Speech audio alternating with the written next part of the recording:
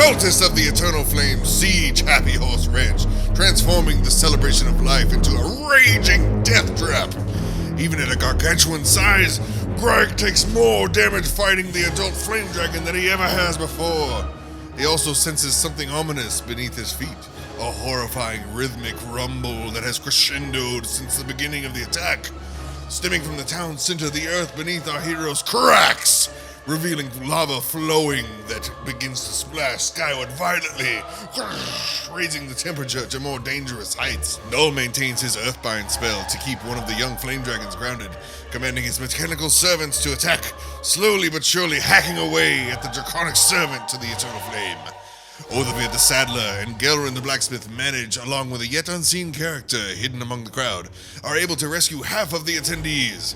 Noticeably, a group of bandits that has been more than valiant and helpful than the town's hired guards, visiting knights. Unfortunately, the flame dragons seem to intensify their attacks, brutally torching the bandit captain's entire party. Mando successfully mounts the party's new warbear, Olaf, and rescues the bandit captain before a stampede of flaming livestock tramples all of them. The Neverweakened arrives just in time and begins attacking from the sky, launching its ballista bolts and mangonel stones down upon the enemy.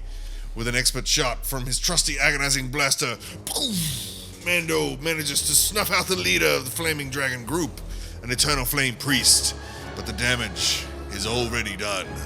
The lava children who grabbed innocent people from the crowd reveal additional amulets they had been hiding and shove them down the throats of the hostages, creating more of accursed abominations. All the while, Cal tries his best to maintain emboldening bond for his friends, but his friends are spreading farther and farther apart as the battle swings in favor of the cultists. From the fiery fissure that now divides the rodeo grounds, emerge two more cultists of the Eternal Flame, and fire giants at that! One an artillerist, much like Mando, and the other a Warlock of Imix. Things have never looked this bleak for our heroes, with the surviving villagers seemingly now at a safe distance from the calamitous inferno.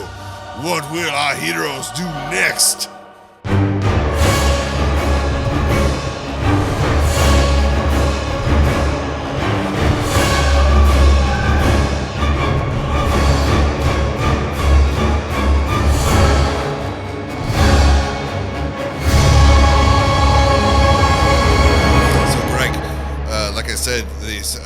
Greg has been fighting this flame dragon and almost has it down to within an inch of its life. But all the while, you're just a keen awareness has tapped you into the ground trembling beneath you, and you been looking around the whole fight arena, and you notice that there's something else happening that doesn't account for everything that you're seeing.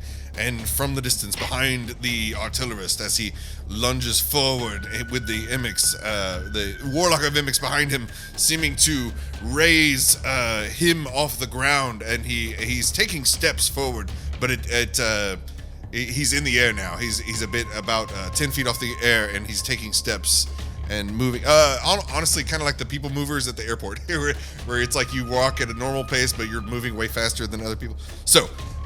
Going like that, and it's coming toward you, and that's not the most impressive thing, because at this point everyone hears a terrible rumbling, like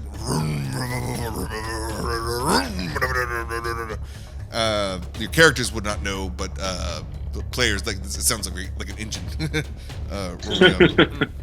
The artillerist approaches.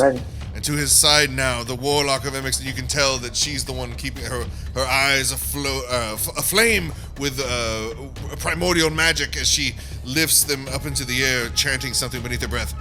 And from behind them, as this very opposing, intrusive visage makes its way upon. Quick question. Is she talking in primordial? No, it's Ignan, actually. Sorry. Ignan. Darn. Okay. And from behind them, a rumbling, apocalyptic parade of fiery elemental vehicles, piloted by a horde of fire giants, burst through the gates and the fence of the Happy Horse Ranch. So, in my head, it's like, anybody seen Mad Max Fury Road? Yeah, a bit like that. So instead of like I don't know, crackheads or whatever, it's fire giants, all with. Oh boy! And they've been souped up. Like they don't seem like the hill giant that you guys came across. It was very like caveman like. He was had like a loincloth and a big club and a bag, and very very nimble. That what you see before you, it's like armor clad to the teeth, and also like enhancements. It seems all around them. They wield the elemental power of fire and flame as they burst forth, and indeed there is a cacophony of the metal music as they're playing, and they have definitely the bard, their version of the bard at the head of this thing, cheering everybody on. It's an awful sight for everyone. Greg, you're gargantuan, so you're actually bigger, but just the sheer number of the fleet approaching you, and indeed their vehicles are about your size now, so as they come in, it looks like devastation on its way. So Mando,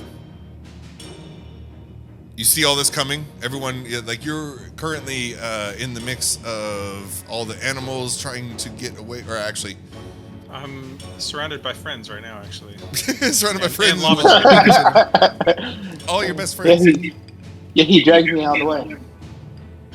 In your helmet, much like when you're hailed from the crew of the Neverweakened, you hear a voice, a familiar phrase that you haven't heard in years before. It's a simple phrase, one from your past. You hear, "Ready? Draw!" And you hear the noise of a blaster going off. Pew, pew, pew. And then again. Ready. Draw. Pew, pew, pew, pew. Nothing. But these things come forward. And they burst through the barrier of the arena. As the Warlock of Imix rises into the sky, the Artillerist hurls forward his arcane turret as it transforms into the Collector. This is a homebrew version, but it's not unlike his existing. Oh, and then now I can show. This is what you see, but towering above everything. So I think before Grike did his thing, probably the bleachers were the tallest things, if not the occasional post that would hire the festive flags and decoration. But what you see is a humanoid shape, but larger than anything well, besides Greg. He's like he's the unit of measurement for everything. He's 0.67 Gregs right now. But terrifying. And you see a lot of the same kind of accoutrement that your fellow Phandalorians have come to adopt and use as their armor and on this guy, and same kind of weapon enhancements as well. And using his turret, which is in collector mode, the Warlock of Imix behind him hurls a bolt of some kind of magic toward this turret, and it enlarges it slightly, and it begins to spin. And at this moment, now I have to ask a canon event.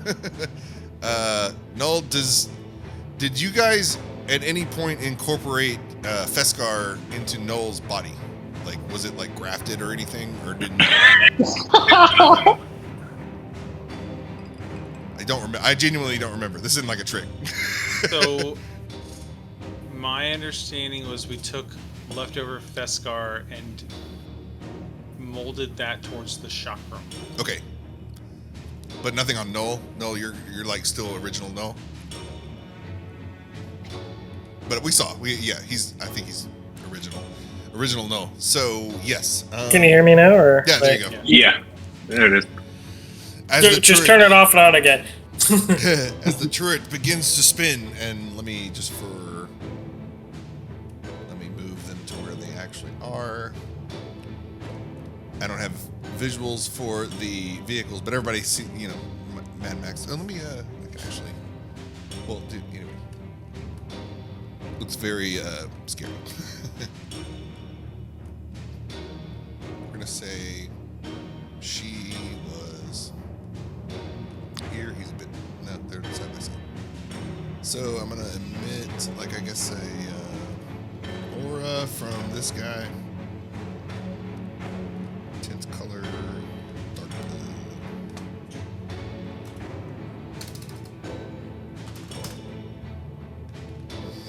Oh, too big. No, that works. Yeah.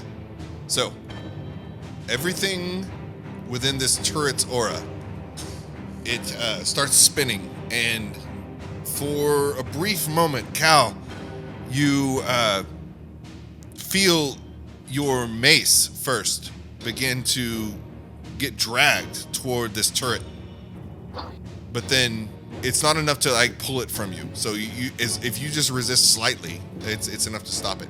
You also feel. I don't have my notes. Oh well, whatever. You're wearing armor, right? Or no, shit, peace cleric. Yeah. Oh, you got armor? Okay. Yeah, I'm wearing armor. So the metal in your armor, you feel it drawn toward this kind of center of gravity that's happening with this turret, and everyone's experiencing vision problems because the faster this thing spins, it seems to be taking part of your the light from the area into this thing, and anyone with metal armor starts to feel a bit of a drag on there and pull toward this thing, but especially Mando. Do I need to make like a saving throw? Yes. You are drawn up to the same level as the fire giants. I said they're 10 feet off the ground. And you feel everything on you, your whole entire armor set, begin to be drawn to this direction.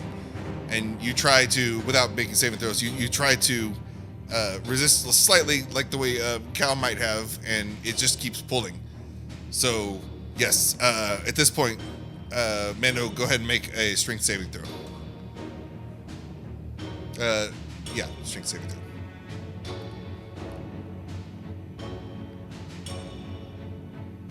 Yeah, that's a natural one. Oof. So, oh boy. So, Mando, unfortunately, the Pheskar that you are wearing, it seems to be the one element that this turret is attracting, and you see your blaster, your helmet is drawing off of your head. If you were to lean slightly, just in that direction, the helmet would fly off, and you would be exposed temporarily. I am resisting that. You see that the helmet flies off, and you guys see Mando's face. We'll say for the first time. Even though he's like, you guys see me 4 times. It's always a shock. The helmet flies off, and as it flies off, you hear the crew from the Neverweakened Titus say, "Oh, Mando!"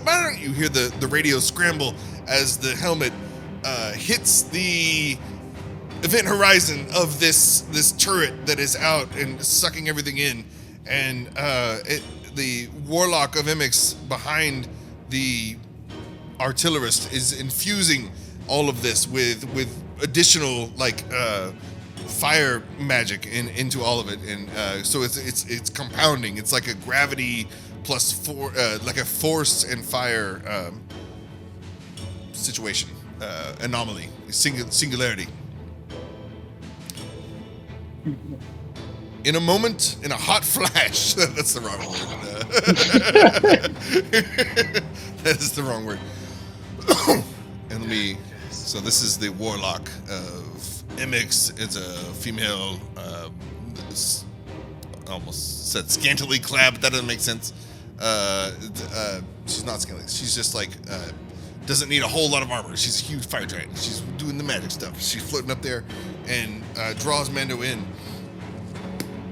And at this time, the turret Mando, you are sucked into the turret, and two things happen. It draws you to its center, and the Warlock instantly. Actually, get the saving throw, and now make a Constitution saving throw to see whether something happens.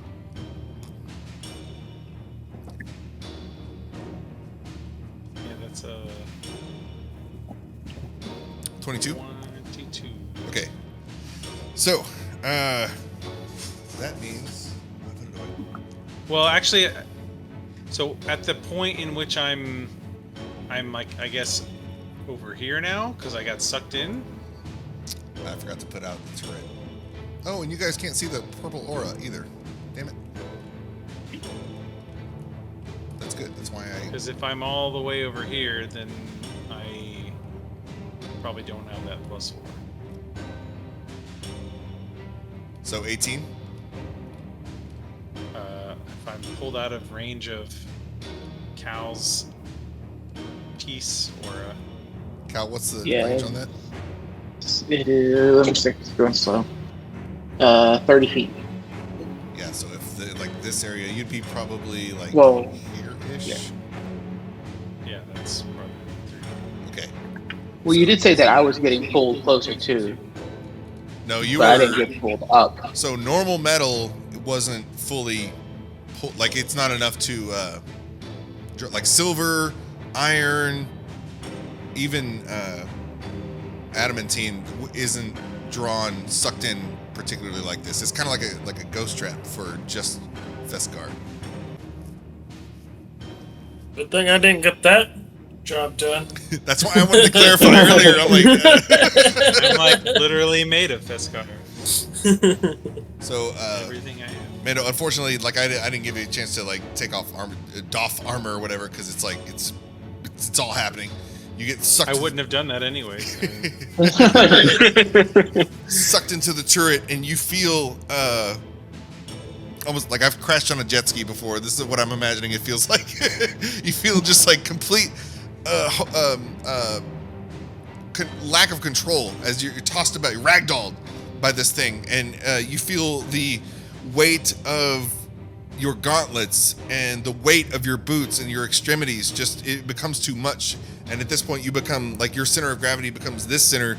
The centers align, so your center of gravity is aligned with the center of this thing, and you for a minute turn into like a carousel, or not the spinning, the carousel, and gauntlets fly off of you, but immediately cave back in on the singularity, and same with the boots.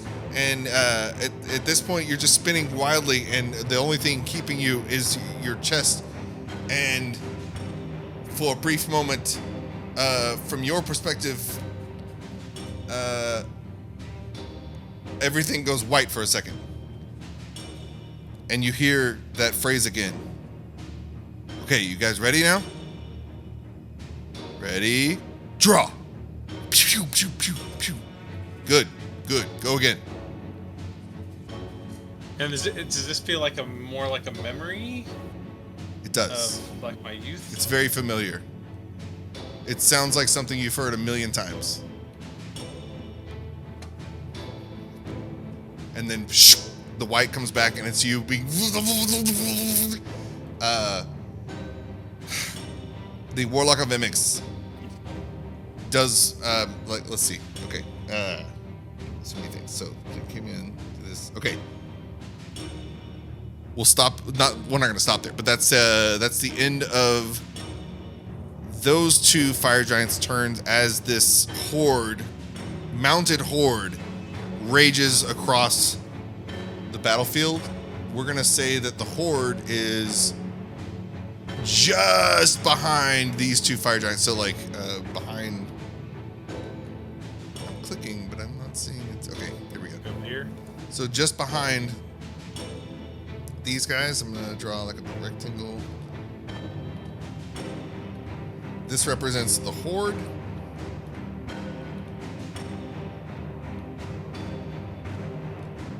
And it is approaching. very quickly. And there is still the crevice beneath you as the lava flows. All that's happening. And there's steam starting to build up. But, Mando, your condition is paralyzed.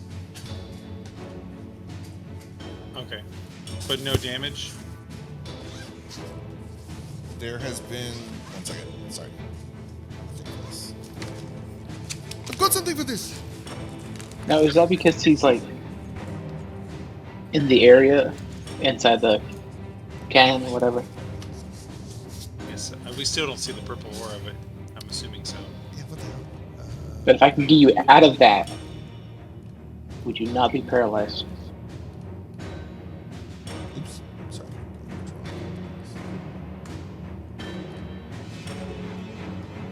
Damage. Okay. There we go. Oh, the last thing that happens before it's someone else's turn is... So now that... Okay, so it's end of their turn at the top of the initiative, but that is the 20 for the thing you can't see. That is going to, in an instant, the Warlock of Imix. She's been chanting sort of this whole time. Grike, you said earlier, like she's speaking primordial. So it's very similar to primordial, and you do catch up. You do catch some like kind of vocab words coming in. It's kind of like Spanish and Italian, how they're kind of close. Like you can pick up a little bit, but it's not quite the same. But and she eventually stops. And you're like grappling this dragon while all this is happening, like fighting. For a second, she stops and she just laughs and cackles, and she bellows out, "Imix, reposada!" and poofs out. It disappears. But right beneath her, coming from the lava, the towering inferno from the center of town just emerges like those deep sea worms, those eels that hide up, and kind of like a reverse vortex coming up from the ground as it rises to the top. When this happens, this is top of the initiative. 1 second. That you this.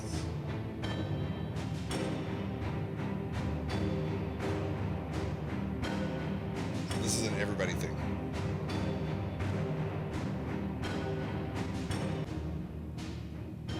Where are we rolling?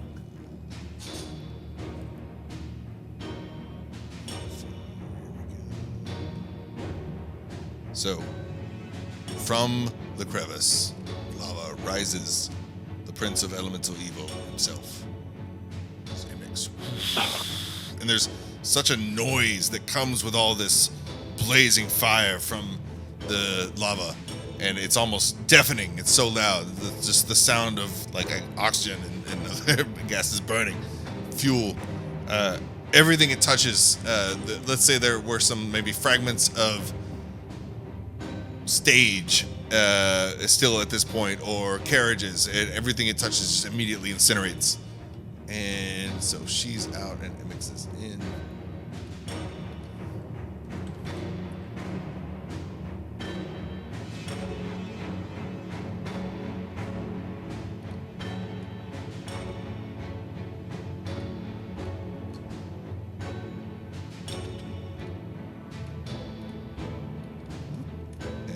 She teleports to somewhere you can't see. Imix is in her place, and it takes up the same, I guess, amount of square footage on the ground, but it's actually way high up in the sky. So it changes. And that is it. If everyone needs to make.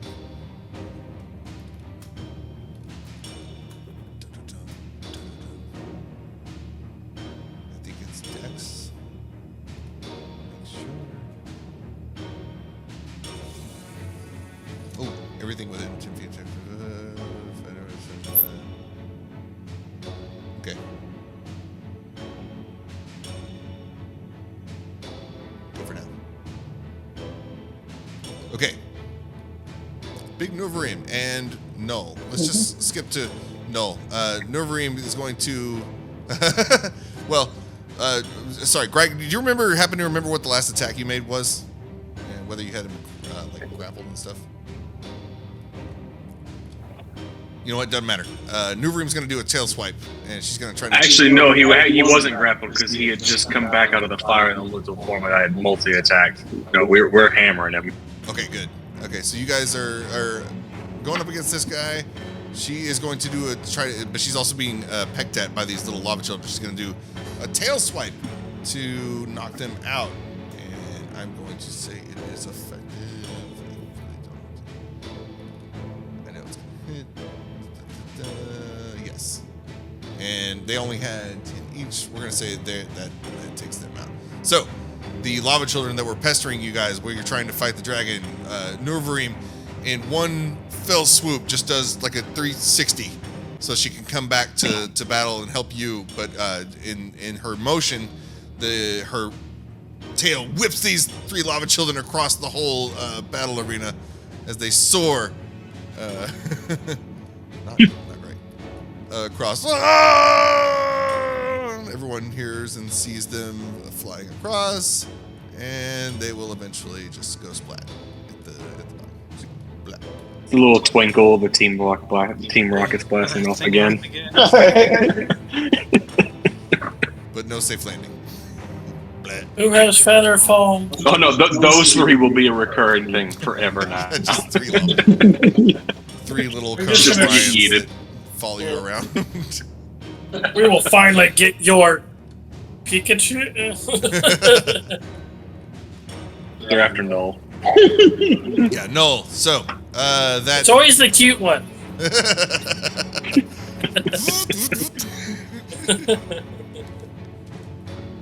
Yeah, Null's turn.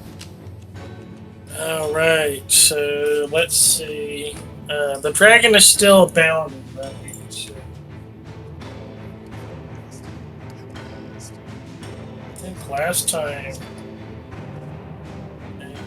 going to go ahead.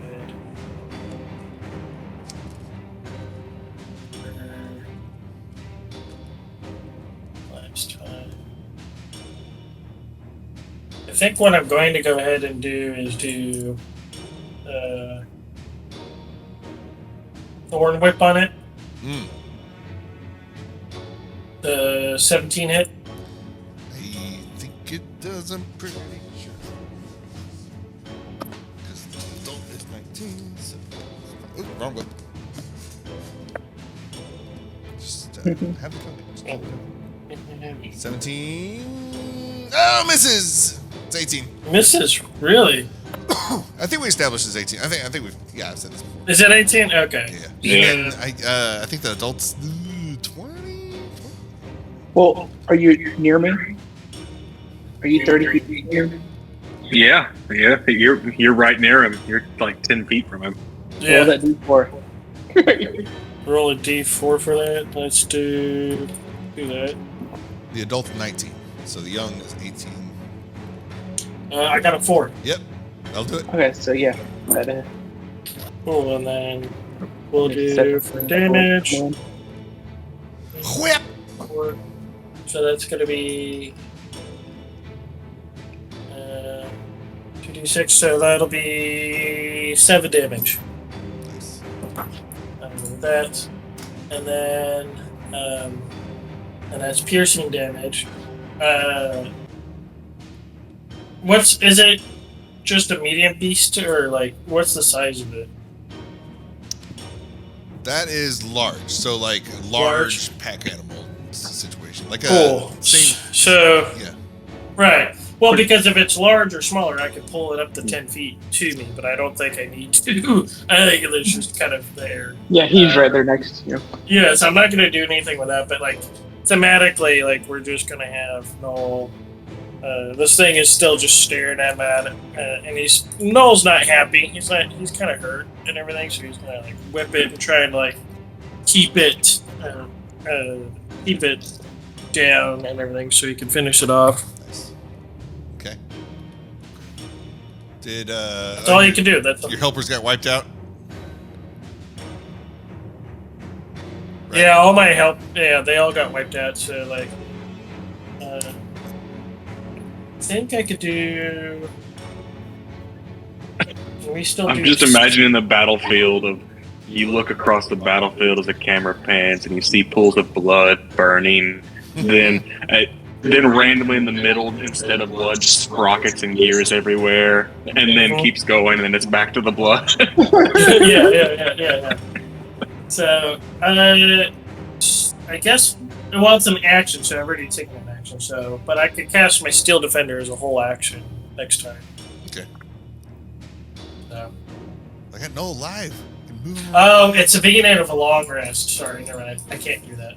Ah, okay. So, and then I think my homunculus guy, which is my artificer infusion, that thing is done. So I can't do anything with that until I do another rest. So I can't create them at the moment. Dude, As much as after this session, remind me about the chakram, because it was supposed to it was supposed to scale up by this point, and I'm surprised you don't reach for it more often. Well, I need to.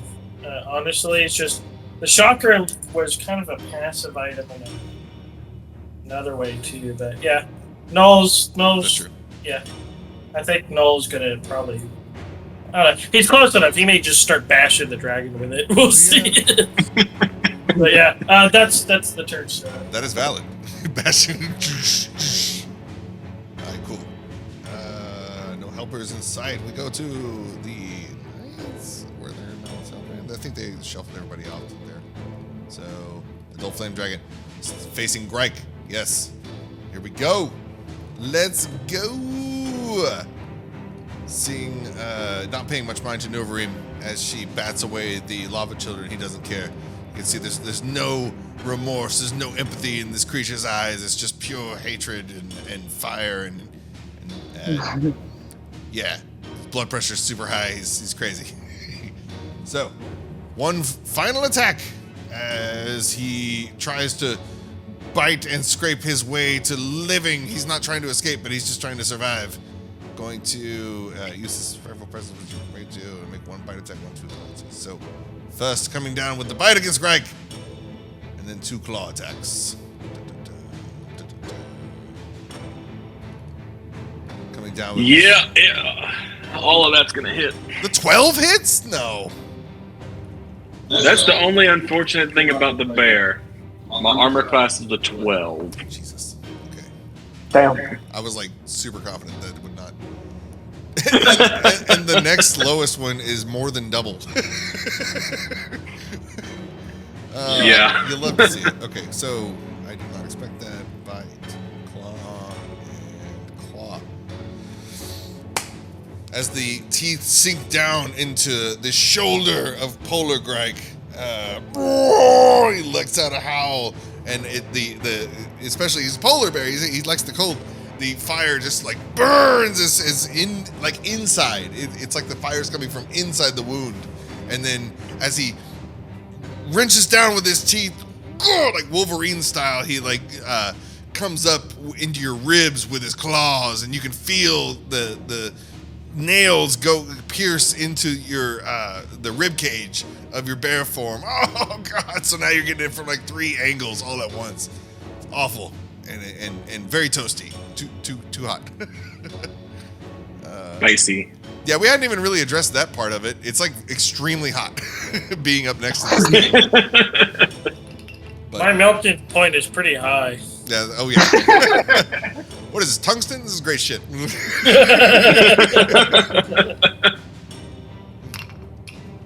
So yeah. So there was that. There's that damage. That's what 19 to 30 to 40 total. But you're Yep. immune or whatever the fuck's going on. So. Yeah, I did it. Goblin still just pumping out his good vibes right now. He sees Mando get taken away, and he honestly is curious. He sends out one of his illusions that you all noticed from that was in real time. That was like 2 months ago, the beginning of the show, as he he used like illusory microphone to enhance his vocals and the pedals to enhance his lute playing.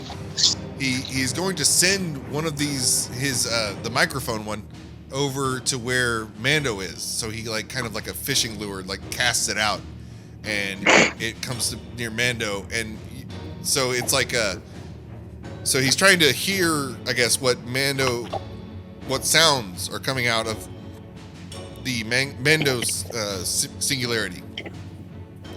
And as he does, everyone hears a muffled version, kind of what Mando you've been hearing, and it's like a lot of noise, and a lot of static, but also there is clear verbiage coming through. Ready, draw. Okay, pew pew. Oh, not the pew pew part, but just the ready, draw, and then I'm gonna send something, but I don't want to stop, so we'll keep going. Goes to the Warlock of Imix. She's shit. Oh, okay, good. So, you know what? We're gonna skip that because she already got a turn. Actually, no. I was thinking, because I thought we were doing our turns together. Unless we changed So we it. were, but then I asked you guys at the beginning of the last session if you wanted to continue that or roll for initiative, and we selected initiative. There's Askavar next. Shit, what am I? Focus. I'm sending you a message.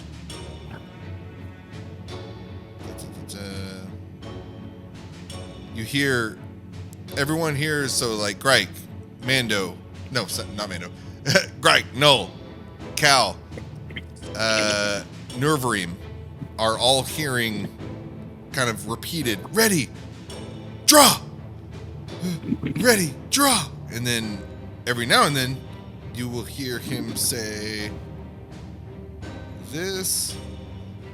Okay.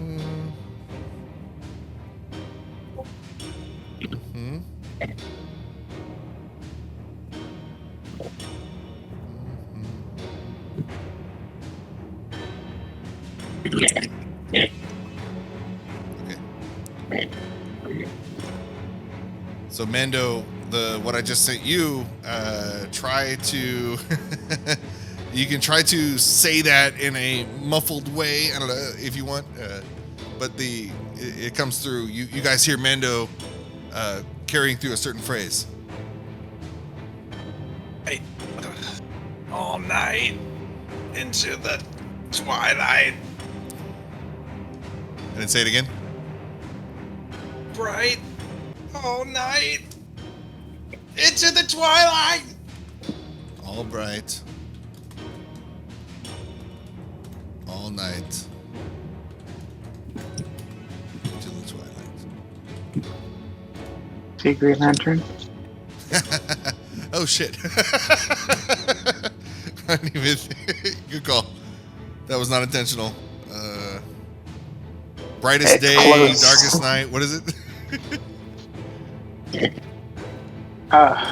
Favorite movie is Now I'm looking it up.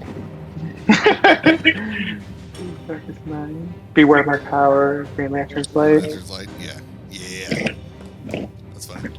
So, Mando, you guys hear a combination of the ready, draw, it's almost like a Tourette's. No offense to anybody with that, but in that sort of way, it seems uncontrollable. Like it's just he's in repeat. Like he's just involuntary. Yes, he can't control it. So ready, draw, and then all of a sudden it will come back with. In contrast to the randomness of the ready draw, it's in clarity and like almost like he's harmonizing with himself slightly. In contrast to the otherwise cacophony that's provided in God Billin's speaker, the all bright, all night, into the twilight, and then he'll jump back into the ranting. So that happens. Escobar, we're gonna skip that. Guardian, skip. Young Flame Dragon. the one that just took the thorn whip to the face. This is so. Null, that thorn whip that you lashed out wrapped around his neck, and as you pulled it back, you had the opportunity and you had him. You could have dragged him, but you instead whipped it back so forcefully that it skinned him a little bit, and the scales fly off, the black scales, and you can see is that they start like red hot, and the farther away they get from the beast as they fall to your knees, or no, they fall to your feet, they start to, when they cool, they turn black as they the steam falls off as it's like getting away from this beast. Now, in turn, where those scales were ripped off, there is like its version of blood spilling out, just coming out from all sources. I mean, this thing's been taking 1,000 cuts by you and your helpers there. So this thing's just like bleeding lava blood from every direction. But so that vision is coming toward you, and it's going to make an attack on Null. For 1 bite, 2 claw. 1 bite, 2 claw. Probably just the 25. 25 hits. 25 hits for. So, much in the same way as Greik is being or dealing with his dragon off to the side. This one comes down with the bite and the claws at the same time, but your metallic body, in addition to just like your dexterity weaving back and forth, this thing is not quite sure. Like where is the vital organ on this thing? Where do I attack? Like I'm not sure. Like I don't think going for the heart is gonna work because there's no heart there. So you should have gone for the head. Yeah. Yes. I'm gonna make it canon. You have to blow up Null's head to kill him. Apply it directly in the forehead. Says here I can only be killed by exploded. What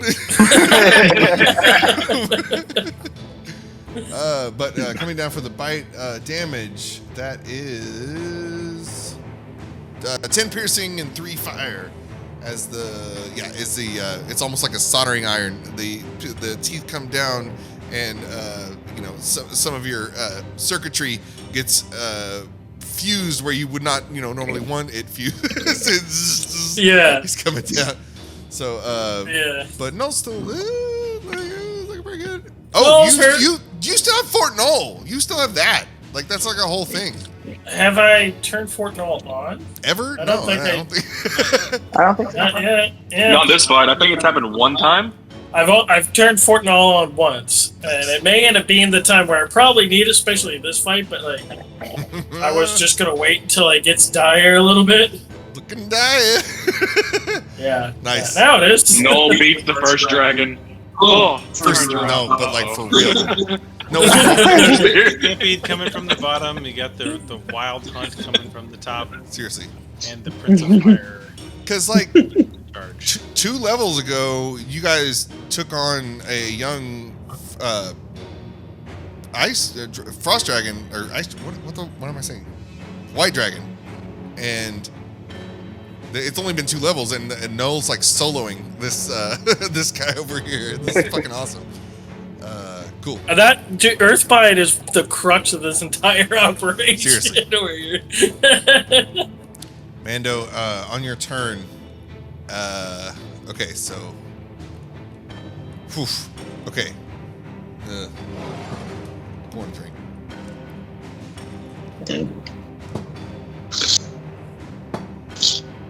Cheers again, everyone.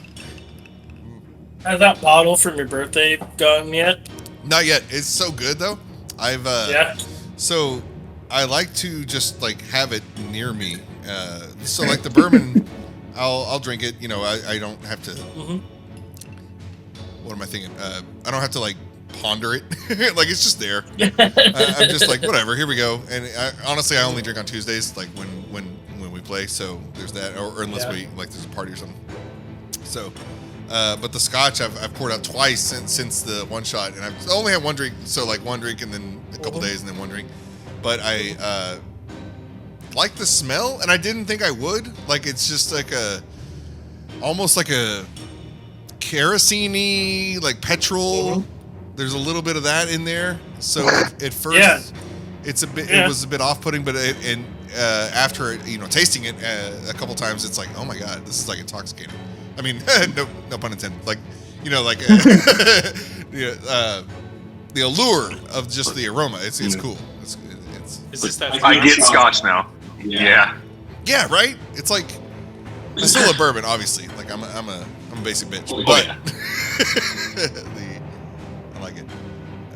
Okay, so here's an icebreaker. Okay, so Mando, again, in your head, Currently being crushed into the size of an atom or something. I'm so sorry. The Pheskar around you, which has been your, Phandalorians, when it comes to their armor, you might as well be like consider it skin. It's not just like armor they pick up or upgrade here or there or whatever. This is like generational armor that is passed down to the foundlings from those who fall to protect the foundlings. So this is a endless cycle of hand-me-downs, basically, that has composed Mando's armor that everyone has come to know and appreciate and recognize. And it's a very defining aspect and aesthetic of this character and those from his culture.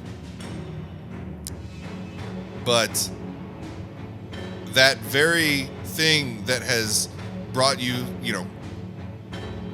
glory, protection, salvation, purpose, like the very thing that your people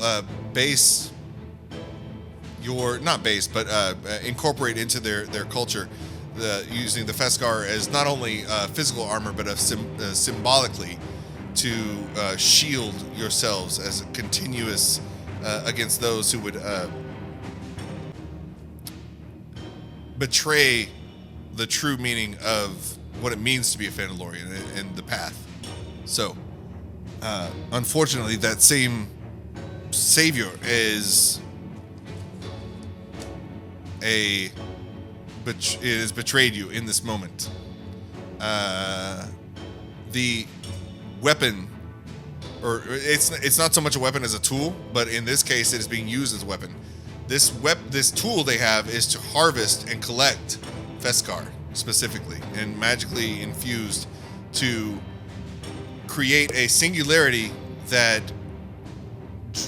attracts only, it magically reaches out and grabs only Pheskar. So instead of everything around it being pulled in, light, matter, every possible thing you could imagine being sucked in, it's like almost that it starts to happen, but then there's a filter on it, and something's controlling it to where it's just choosing to omit, the other 99.99999% of reality that isn't Pheskar, and only drawing in this. So, Mando, once more in your head, you hear, "Ready, draw!" And then all of a sudden, a white flash. You are brought to a scene that only you would remember. And this scene is in a forest clearing just before a cave, and a massive cave. And over the corner of your shoulder, you turn around and you see about a dozen or so children.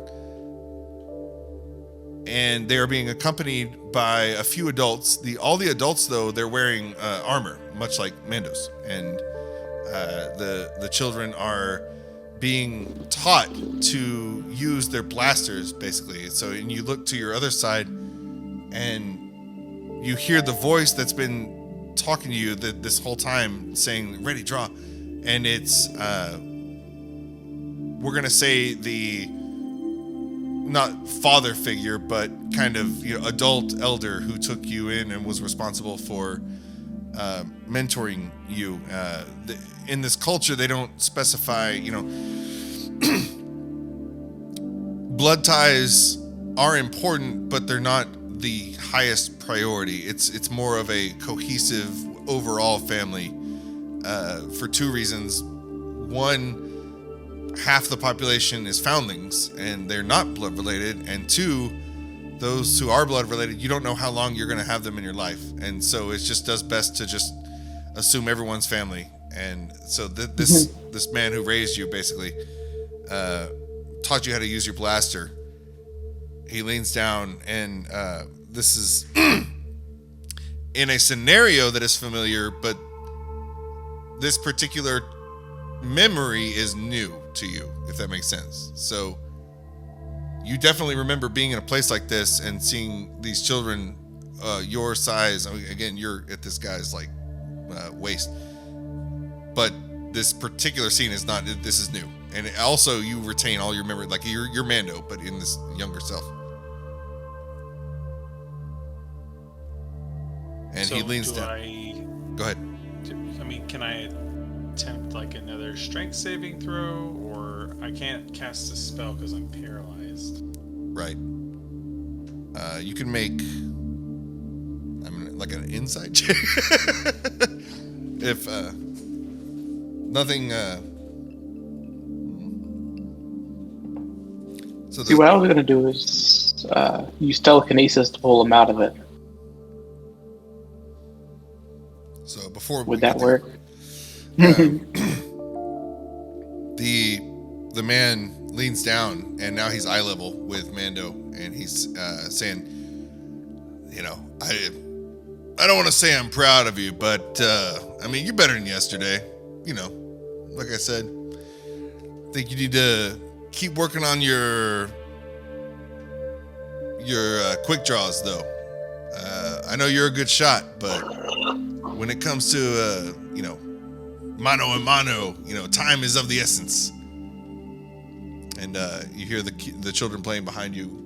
Ready, draw, and pew pew, like somebody else is going. And you hear your name. Man, it's a woman's voice this time. And again, it's from the direction of the cave. So where you just looked and saw the children playing, you turn your head that way. Mando, you hear a woman's voice. Oh, let me turn this off first.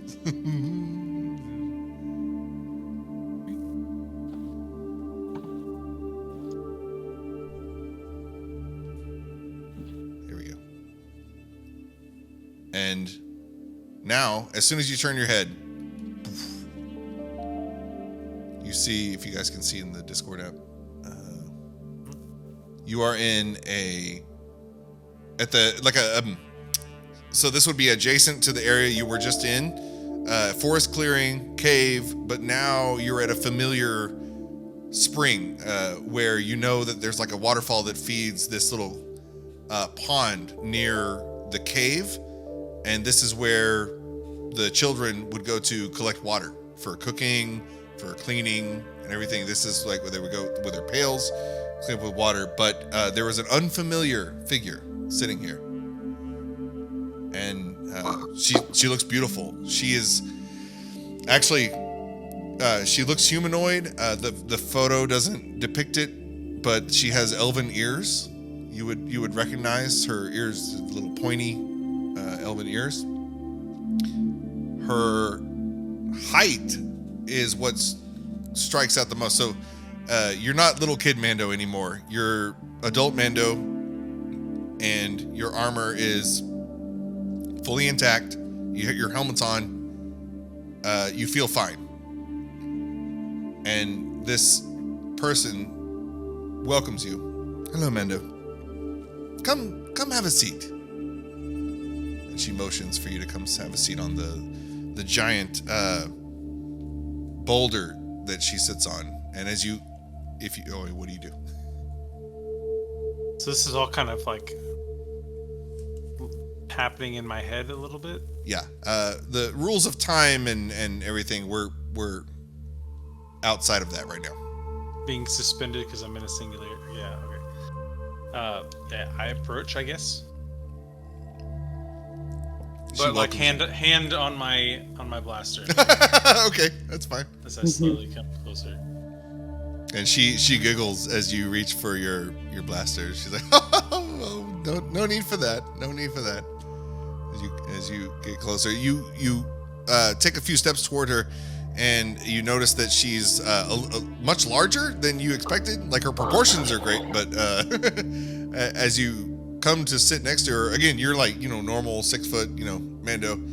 You go up to sit her, and you can see, oh god, she's easily about 9 feet tall, sitting on this boulder next to the spring. She runs her fingers through the top of the water, and you'll notice there are fish in this pond that you haven't seen since childhood, and they're I imagine a bit like koi fish, but with flying fish flippers, or no, not flipper, fins. So every now and then they have kind of like an axolotl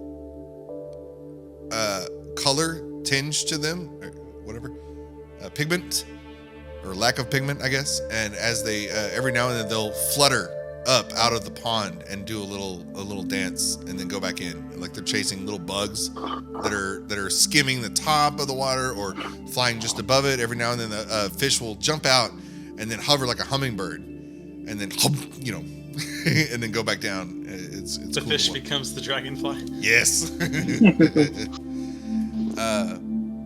And she welcomes you to sit next to her, and she says, "I'm so proud of you, Mando. I'm so proud of you. You've done so well." And you look into her eyes, and you notice she starts to blink. And as she does, your whole perception of the area around you just goes dark. It's like you are not blinking, but when she blinks, you don't see anything. But it's instant though. It's not like it's it lasts. So whenever she blinks, to whoa, and you're back.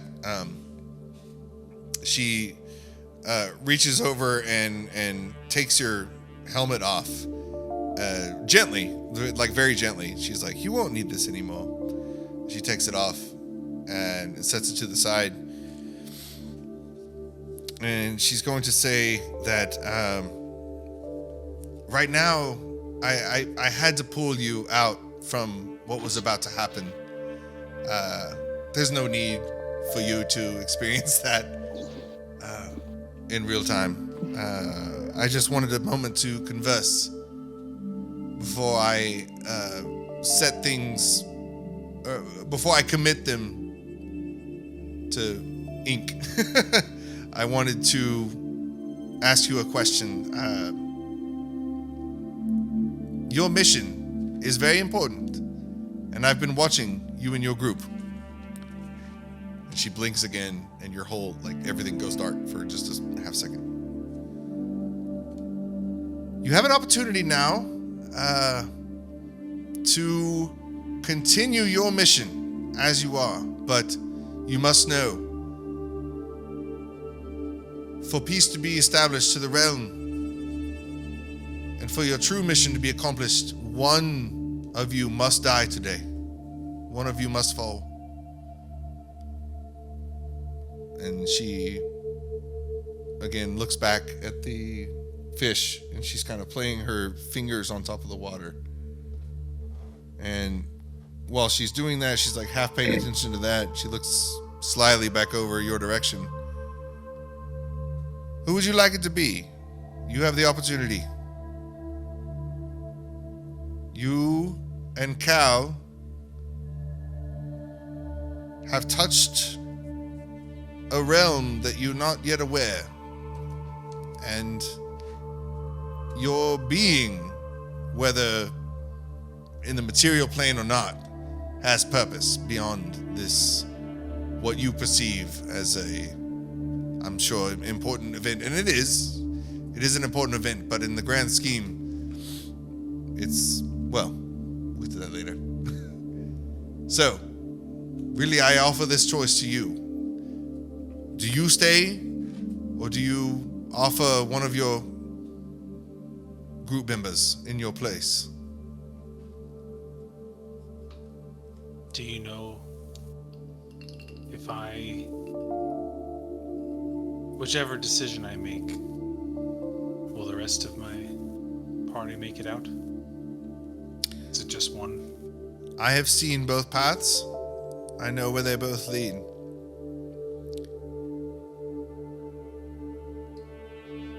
Should you choose to stay,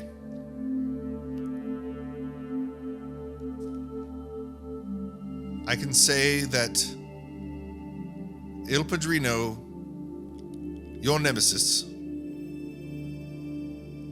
will fall.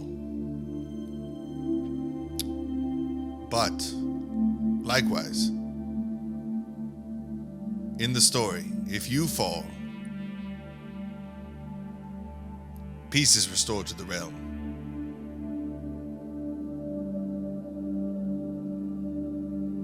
And if I stay? Well, if you stay, all I can guarantee is that Il Padrino will be, you will avenge your honor, and Il Padrino will be slain. But I cannot promise anything further.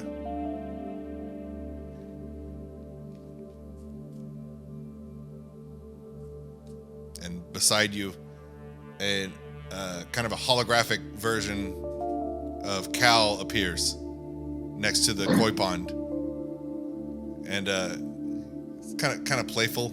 He's got some fish food, and he starts to throw it out there to the pond, and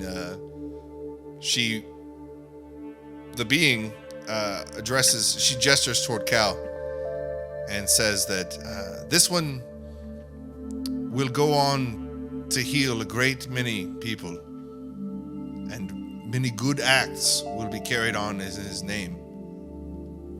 And then she waves her hand, and the hologram of Cal changes into Mando this time. And it's Mando, but even like more decked out, like he's already badass. He's got the turret coming over the shoulder. He's got his agonizing blaster shield up. But this version of Mando, his helmet has a little gun coming off of it. His gun has a gun coming off of it. He's riding something that looks similar to the vehicles that were just being used by the Fire Giants. He looks incredible, like max version Apex Mando. And in the hologram, he's, Mando's shooting out every direction. He's cannot be surprised, cannot be intimidated, just a force of nature. And then at the end, he kind of sits on top of a mountain of dead bodies, and then there's like chaos in the background, hurricane, gale force winds happening, uncontrollable cyclones, but Il Padrino is dead at the feet of this Mecha Mando. Mecha Mando. I mean, sounds enticing. So is this a vision of when he just kills me and uses me for armor pieces? Yoink. So Mando kind of sees these two, I guess, paths before him, and says, "My path always has been a bit self-centered. My glory, finding more Pheskar for my people, to further my glory amongst my tribe. Being able to continue that and become this great warrior does sound very appealing.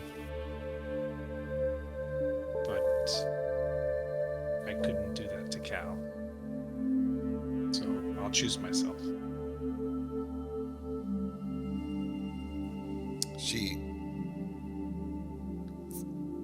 flicks her wrist again. hologram changes back to Cal, and he's just feeding the fish, and one of the fish flutters up out of the water, and he hovers eye level with him, and then Cal reaches out with his hand, and the fish kind of lands on his finger, kind of like Snow White vibes. And then Cal looks, the hologram of Cal looks over at Mando, and he just nods, and then disappears. And then the lady over you, she's like, compared to you, very like huge. She brings you in and gives you a big hug, and says, "You've made the right choice." You've made the right choice. And although this is the ending of one part of a story, just don't worry. I'm not quite done with you yet, but you've done very well. So thank you. And she, from your perspective right now, we're gonna put a pin in this. Everything goes white again, and again you hear ready, draw, for one last time, and then on the last, all white.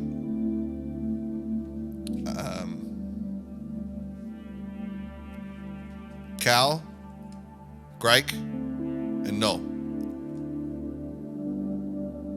You see and hear, because of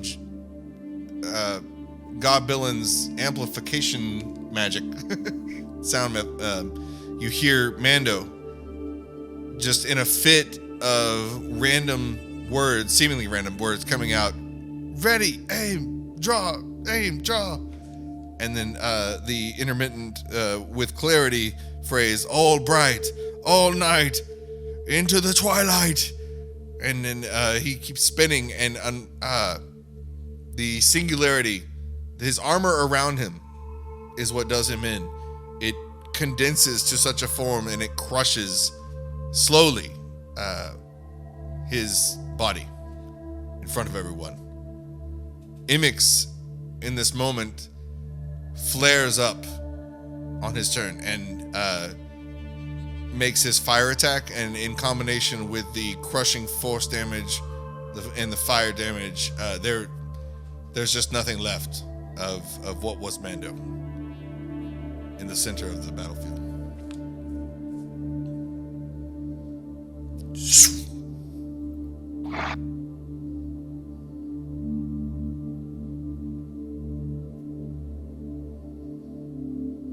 Well, damn. I don't have any diamonds. Wouldn't matter, you need a body. Do you?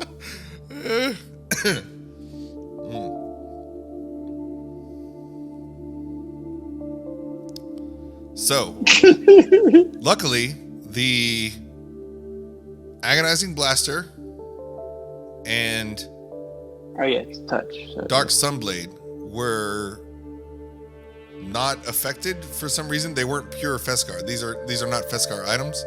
They're just like, did they fall when before I got pulled? right. They wouldn't have been like as you got pulled they fell in. next. Yes. These things stay behind.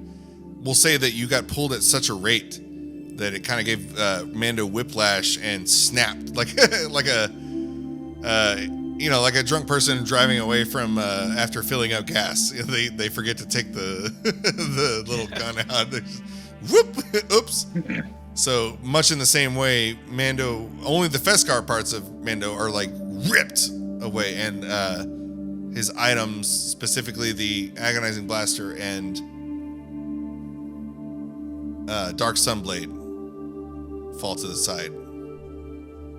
We're gonna say the Dark Sunblade immediately, and then about halfway through, being as you're being spun in the singularity, the force, or whatever that force is called, can't remember, jettisons the agonizing blaster, and it just so happens to land in the about the same area.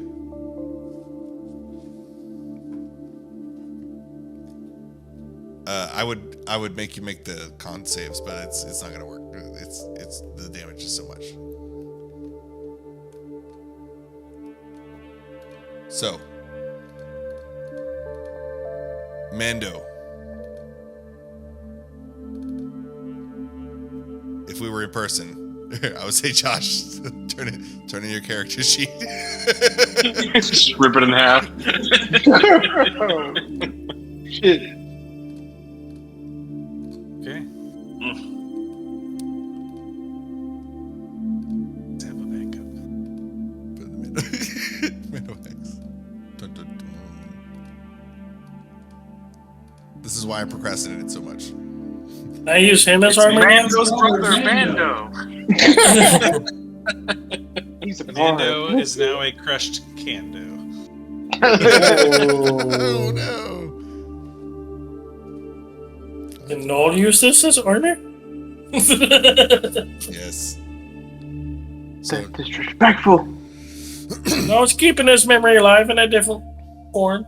So Noel, through your training, because like we spent some levels right in between, like the in between levels, we spent time. Noel was learning when he took those levels of artificer, like kind of the ins and outs of Phandalorian culture, in addition to just general artificer techniques and abilities and things.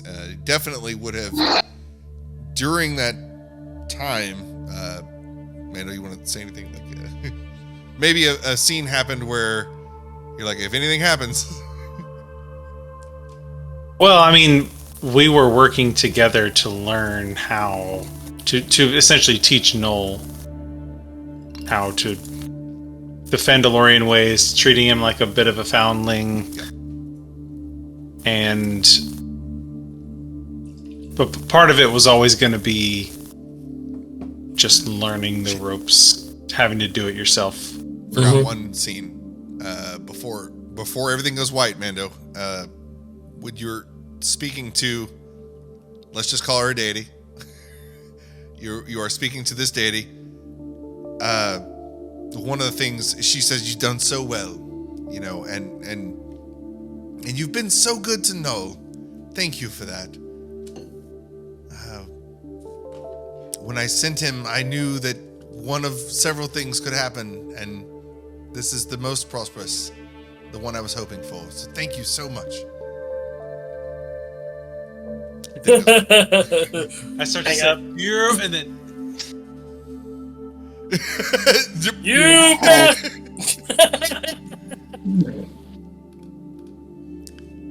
But like Noel didn't hear that. But that was and it's just that like Nick Fury scene where he's getting dusted.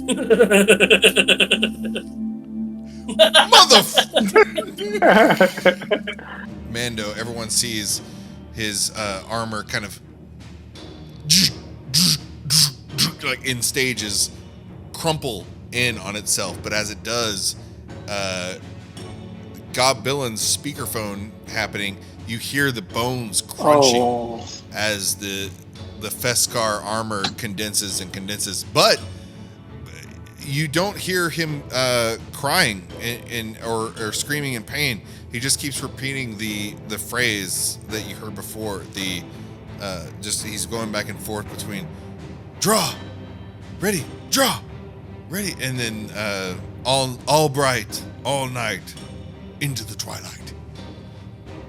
And in fact, going back to Mando's death, damn it, the last thing the deity utters as she kind of does the go to sleep gesture over your face is that phrase.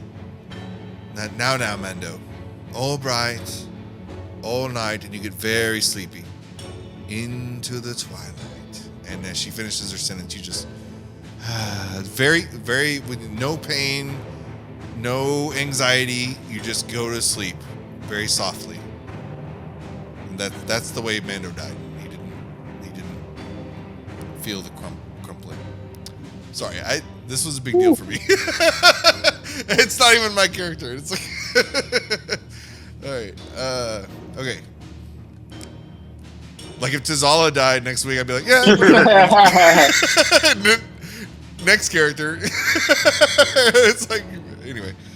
Oh man. Tear down the cheek. So,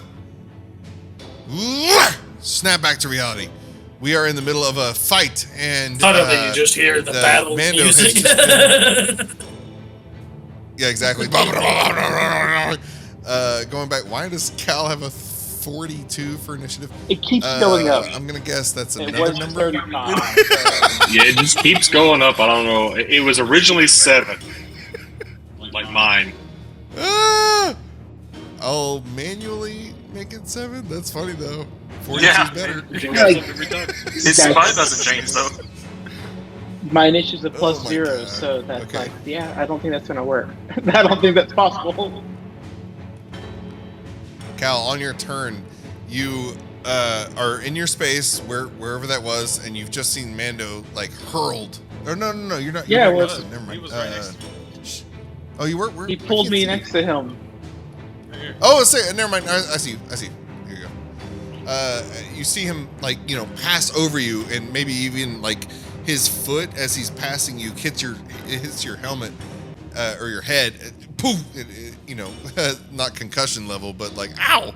As he is, it's that fast as he gets whipped into this singularity spinning around, and you see him, and just as he's at the apex, the critical velocity for his spinning, all of a sudden everything slows down for a second, and before you see this strange fish-like creature, but it's flapping, and it comes up in between you. This is on Happy Horse Ranch, so there's dirt beneath your feet. There's fiery beings all around you. There's Mando being crushed into a singularity, and then all of a sudden this like a little ethereal butterfly fish follows up, flutters up before your eyes, and just very curiously makes eye contact and does like the side head thing that dogs do, like I like, and hurt myself. Am I asleep? as you maybe you reach out for it, and as soon as you reach out, it just disappears, and then oh god, you're back to hell. Everything's on fire. Everybody's dying. So what do you do? Your turn. Well, Mando's gone now. Yeah, but we don't know. Do we know that he's actually dead, or we're still caught up in the I fight? mean, we heard the bones crunching. Yeah. Mm, Anybody welcome to roll for perception? yeah.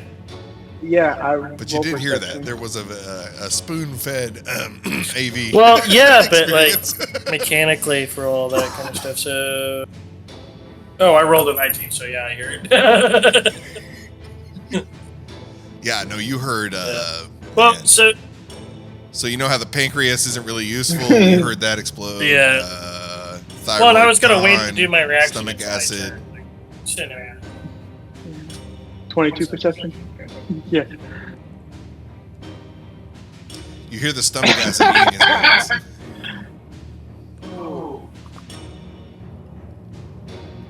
Well, because I was beside him when he had taken, I pick up his Dark Sun Blade. Hold on, wait. Sorry, Cal. Clayton, mute Clayton, mute your audio for a second, and then please. You should be able to mute them on yourself. No, it's all Discord. It's all one. Well, You guys are yeah, all you together. can mute them individually in Discord, though. Yeah. Oh, in Discord? If you hover over like somebody's profile and right-click on it, you should have the ability to mute. What? This is wild. I gotta kick out all these other people. Curly Chaos, Stefan. Oh wait, I'm in the wrong thing. Oh wait, no. Never. Yeah, I was in. Never mind. Okay. Sorry, go ahead, Cal. Sorry, say what you just said. So because Mando got pulled right next to me, I assume his dark sunblade like fell right where I'm at, so I just like pick it up, stare at it for a second, and then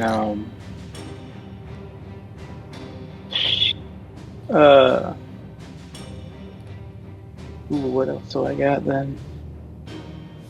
A little devastated that Mando's gone. It's like, oh fuck, what are we gonna do?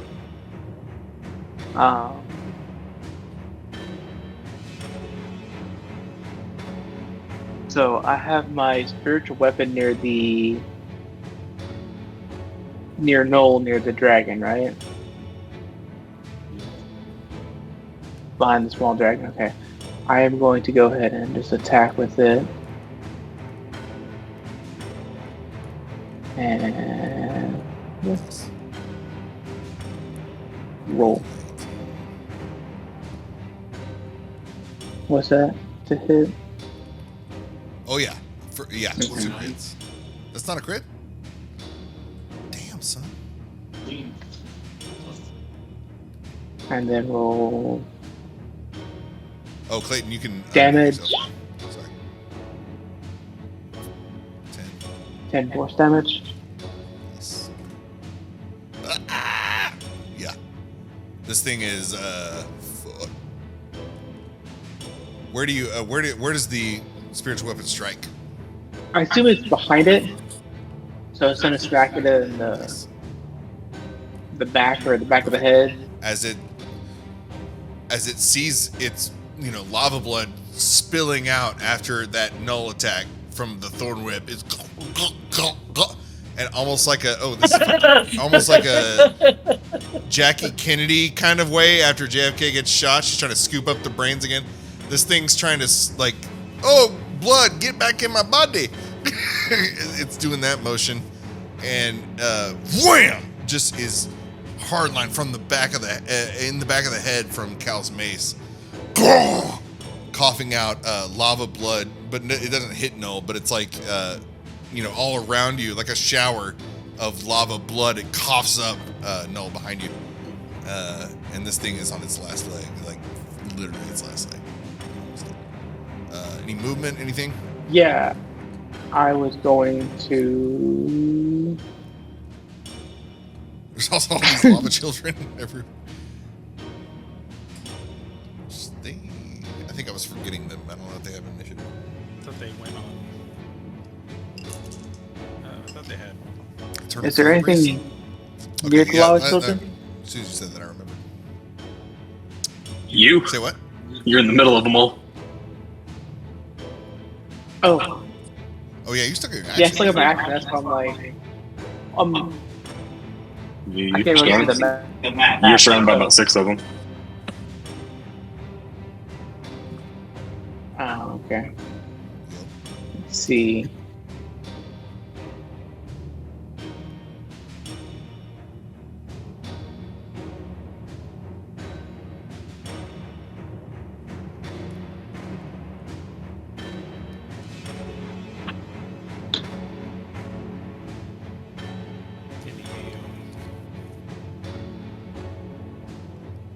I like how you got Discord opened up on your iPad that we can see. So you see the set. Cal, I'm gonna give Albert Olaf. He had Mando's initiative, right? I think. Yeah, I mean, I could roll for Olaf to do some attacks.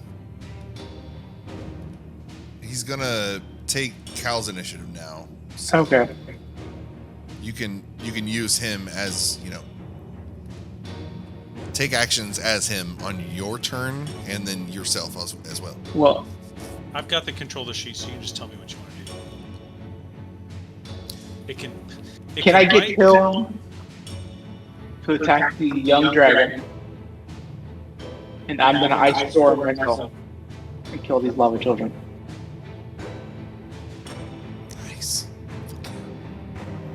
Nice. Yeah. I had placed him closer to you, but he was actually farther over, so he was not going to provoke opportunity attacks. Perfect. Go for that dragon. Let's get that owlbear roll. Oh! 124. Oh! Both hit. Nice. 15 piercing. Oh, that- and 16 oh, yeah. slashing. Oh, yes.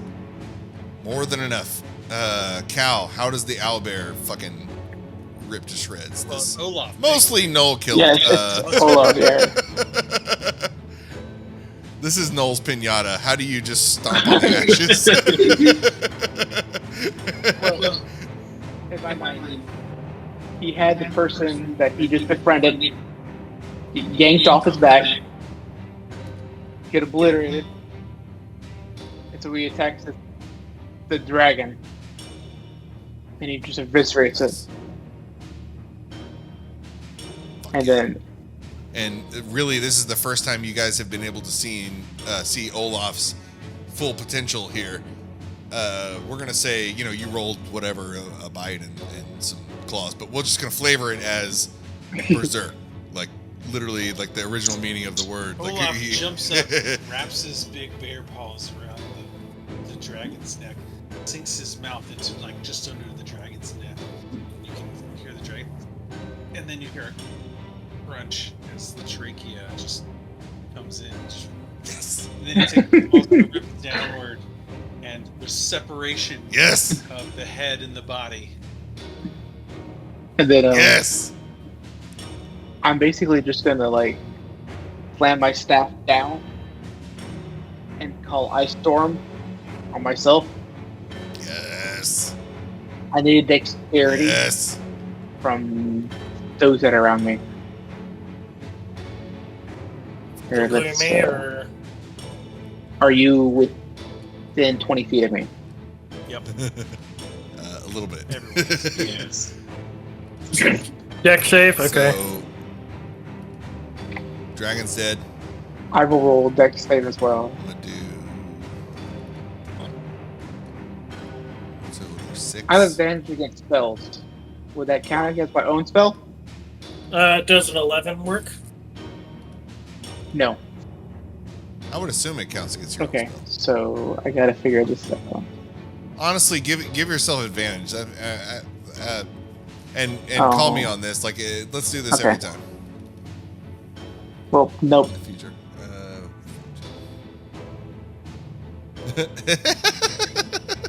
It's a 16. I can't help you if. 16 is the pass. Oh shit! Everybody Everybody fails? fails. Here we go. So Did that it's roll? Did that show damage already? Okay. 7 bludgeoning Say what? Sorry. and 16 cold? Yes.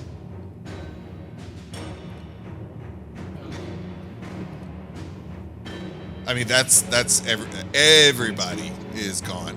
How much? All the lava. All dead. children. How much damage do I accrue? How much damage to that?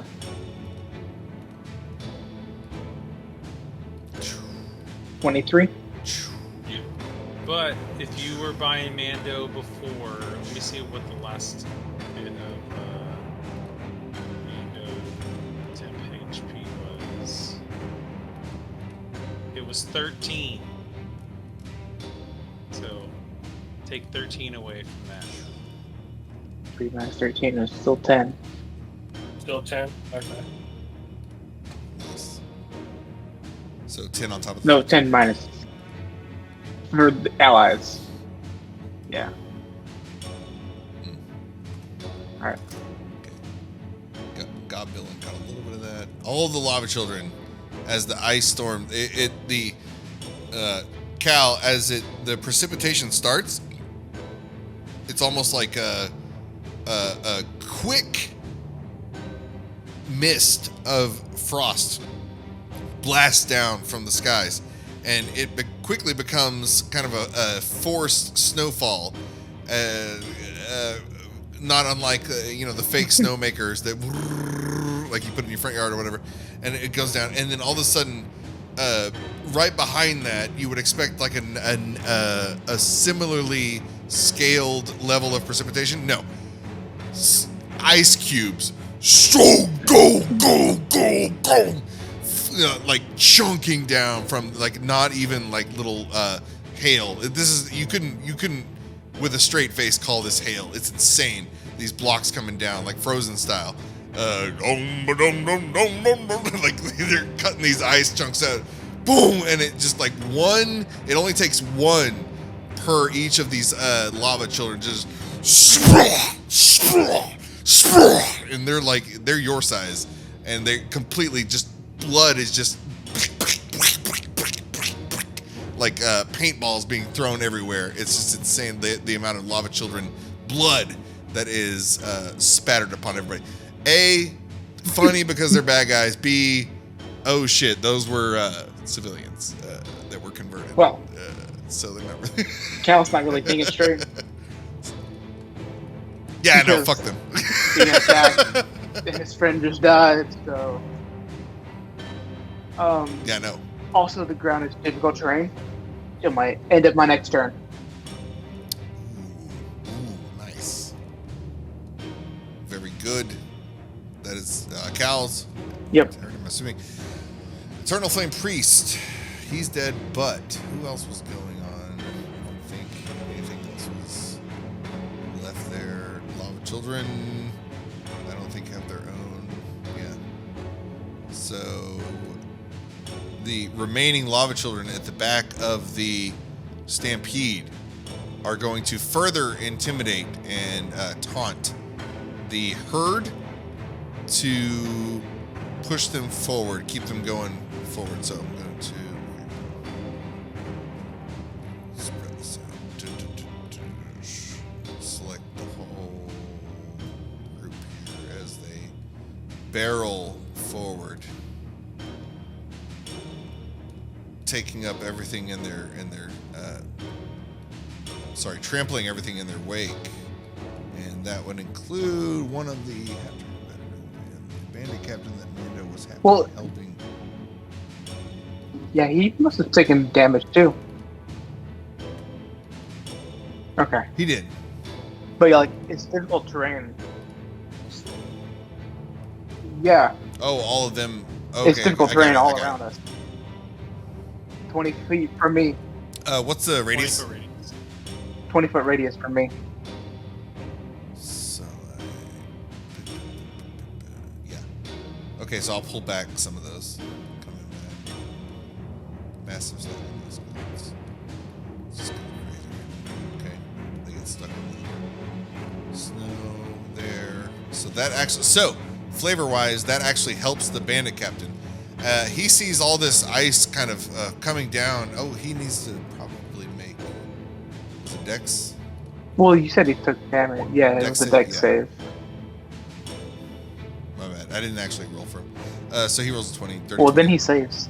So he takes. Does he take any damage? Takes half. Save? So it'd be 23. And 8. Nice. He still had 9 left over, I guess. That's what it says from Mando's plus the temp HP. thing. Yeah. So minus what total? What's the total? Sorry. It was 3 and 8, so he'd still have 2 temp HP left.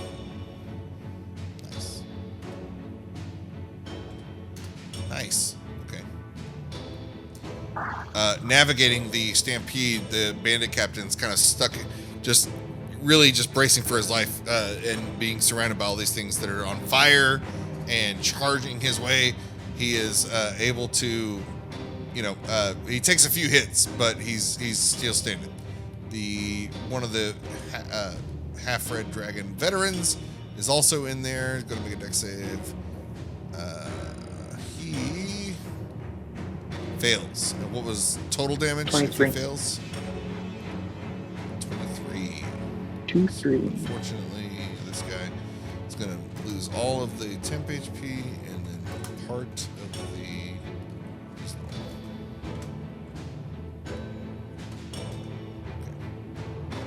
But they're kind of huddling together, like, oh God, just kind of bracing, like holding each other, waiting for this thing to stop. It's a nightmare as it tramples through. Greg! Finally. Greg against Adult Flame Dragon, and no distractions. Oh, sorry, 1 second. I gotta unmute you. We were in cow mode. unmute. Oh, I wonder if I mute Cal, will it be super great now? Okay, go ahead. Go. Single tear rolls down Polar Bear Greg's face. But he is committed to killing this goddamn dragon. And so we're going to multi-attack. We're going to go with a bite. So that's a 19 and a 21 to hit. Yeah. Cool. Plus. Do it. Oh, and that's Do it. cool. 3. Do it. Just do it. How does fucking gargantuan Polar Bear Grike? That's 18. So that's plus 27. Yeah, it's 27 plus 8. Yeah, it's something close north of 40. Yeah. All right. So Grike is larger than this thing right now. Yeah, and, so I'm imagining Grike in a fit of rage to get to it. Mando Yeah, just to died. get to the spot at least where Mando is to see if there's anything remaining of him. Grike reaches both paws forward and just looks through the dragon as if it doesn't. Okay, yeah, no, you're not important. You haven't been a threat. You're not a problem. Just a dead-eyed look and rips it in half as he barrels forward. Yes! Just wrenches it in half. Yes! And he would sling like the portion with the head and the front legs would land in like the middle of all the animals. And the tail and the other one would land off outside. So as you do this, flavor-wise, just as you do this, so Grike is, canonically has the lightning damage, and he's like a bit frayed all the time. So when you do this, you step through this lava dragon, and as you do, you feel it, like not as Polar Bear Grike, but like Grike feels this to his bones as you peel apart this flame dragon, and the lava coursing across the skin of your bare claws and burning off all the fur and the pads, on the paw prints, the pads, just searing them off, and there's nothing but just like scar tissue now as you peel apart this dragon. Both sides falling down to the sides, but now you have a permanently scorched maw and claws. It's just like permanently like carbon covered black as you step forward. And you know what? Yep. Inspiration / story wise, Grike now has permanent resistance to fire damage. Nice. Hell You yeah. like to stand in front of the dragon real Walking quick? through-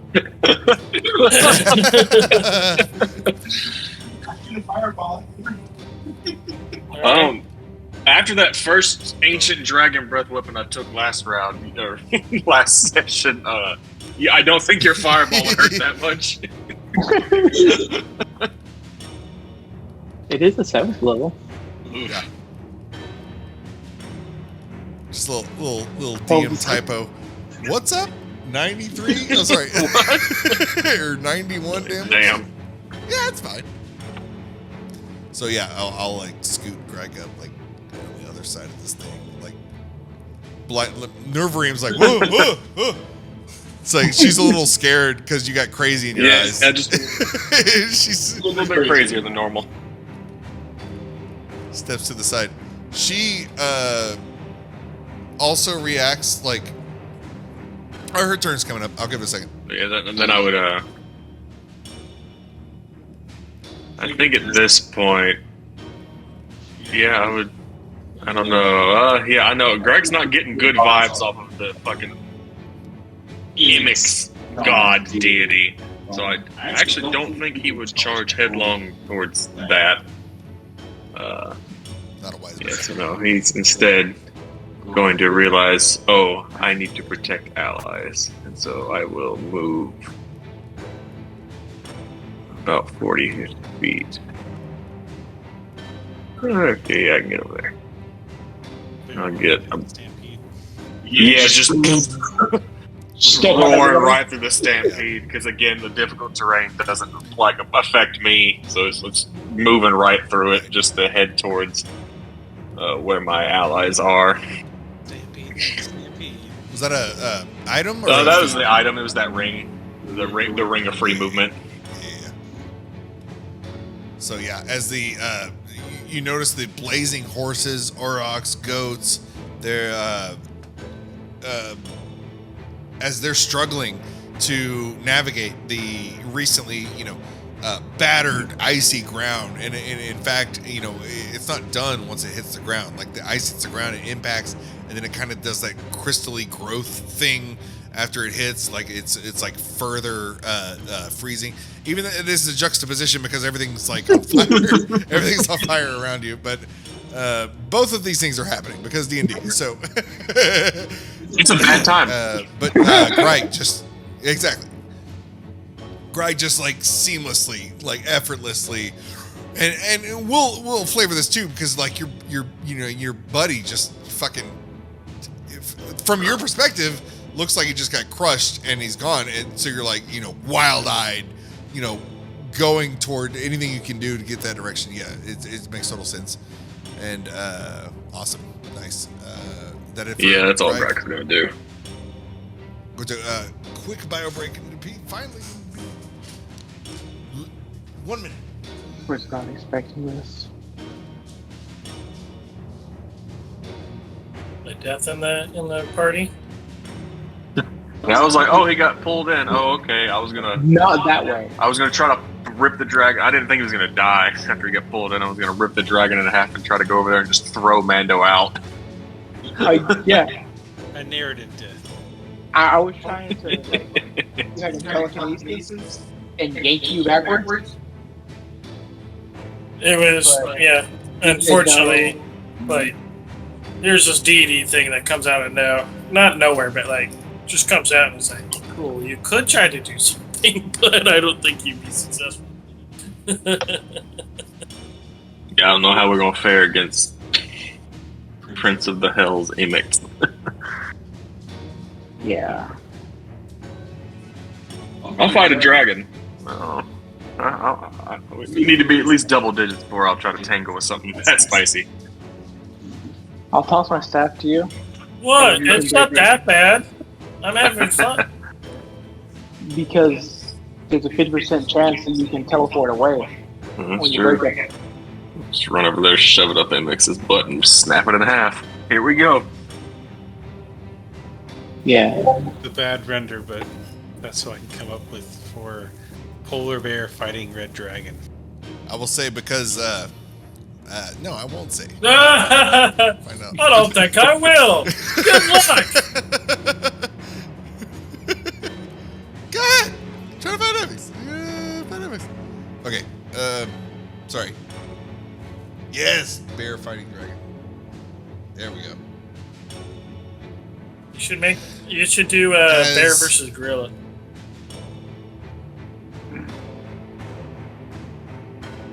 I mean, yeah. Joshua knows what I'm talking about. The fire giant who basically orchestrated the collection of Mando steps forward toward the singularity, and he's holding a device. And Noel, if you're the dragon you were fighting just perished. You take a half second to quickly 360 the battlefield, and this is one of the things you noticed. The artillerist fire giants floating in the air toward he approaches the singularity, and he uses a device he's holding, and he cranks a few levers on it and presses one button, and as soon as he does, the spinning starts to slow down. And I don't think I said it earlier, but there's also like a great noise happening from the center of this singularity. I know, like, physics-wise, there wouldn't be. It'd be absorbing or sucking in the noise.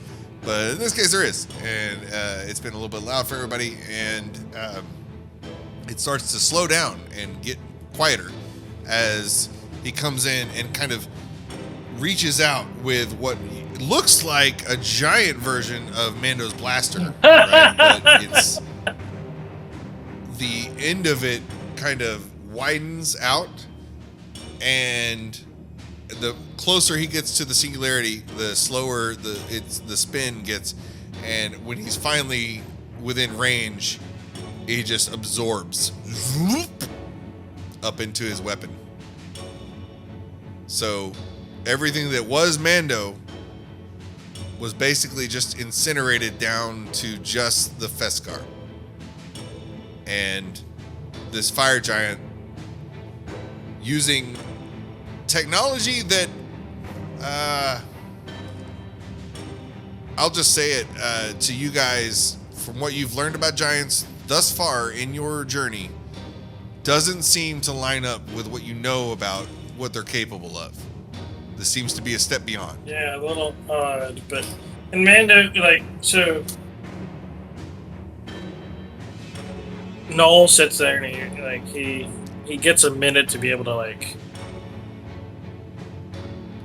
try and process the whole thing, like what he heard with Mando. He's pretty sure Mando's dead at this point and everything, and everything for it. So he's takes a second, but he doesn't have a lot of time. He realizes he's a bit of balance.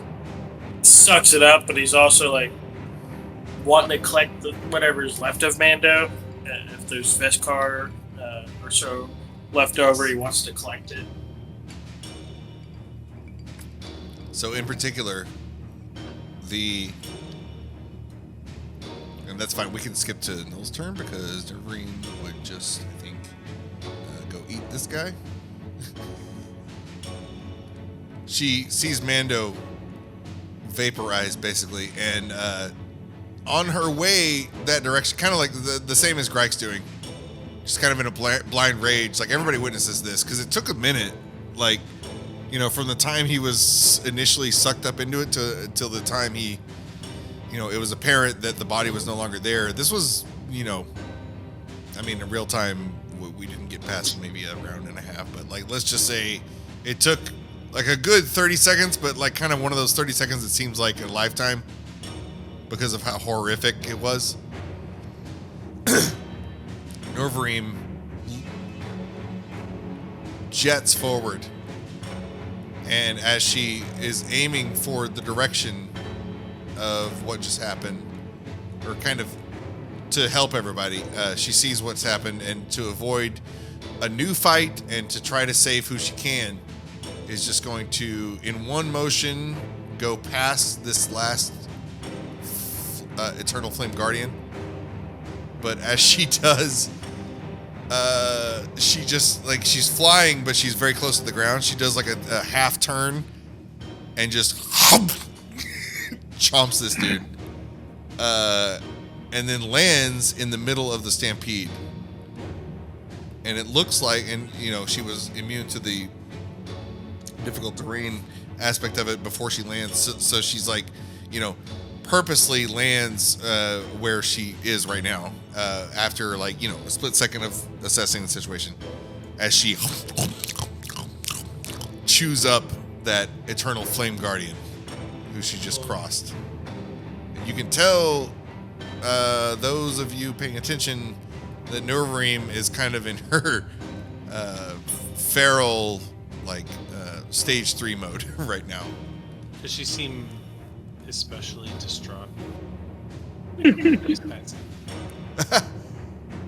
Heartbroken does not do it justice. What is that? What is transpired? Yeah, Noel doesn't have the ability to, like, express emotions on his face or anything of the sort. But you can imagine that he's also... Until now, Noel cries for the first time. A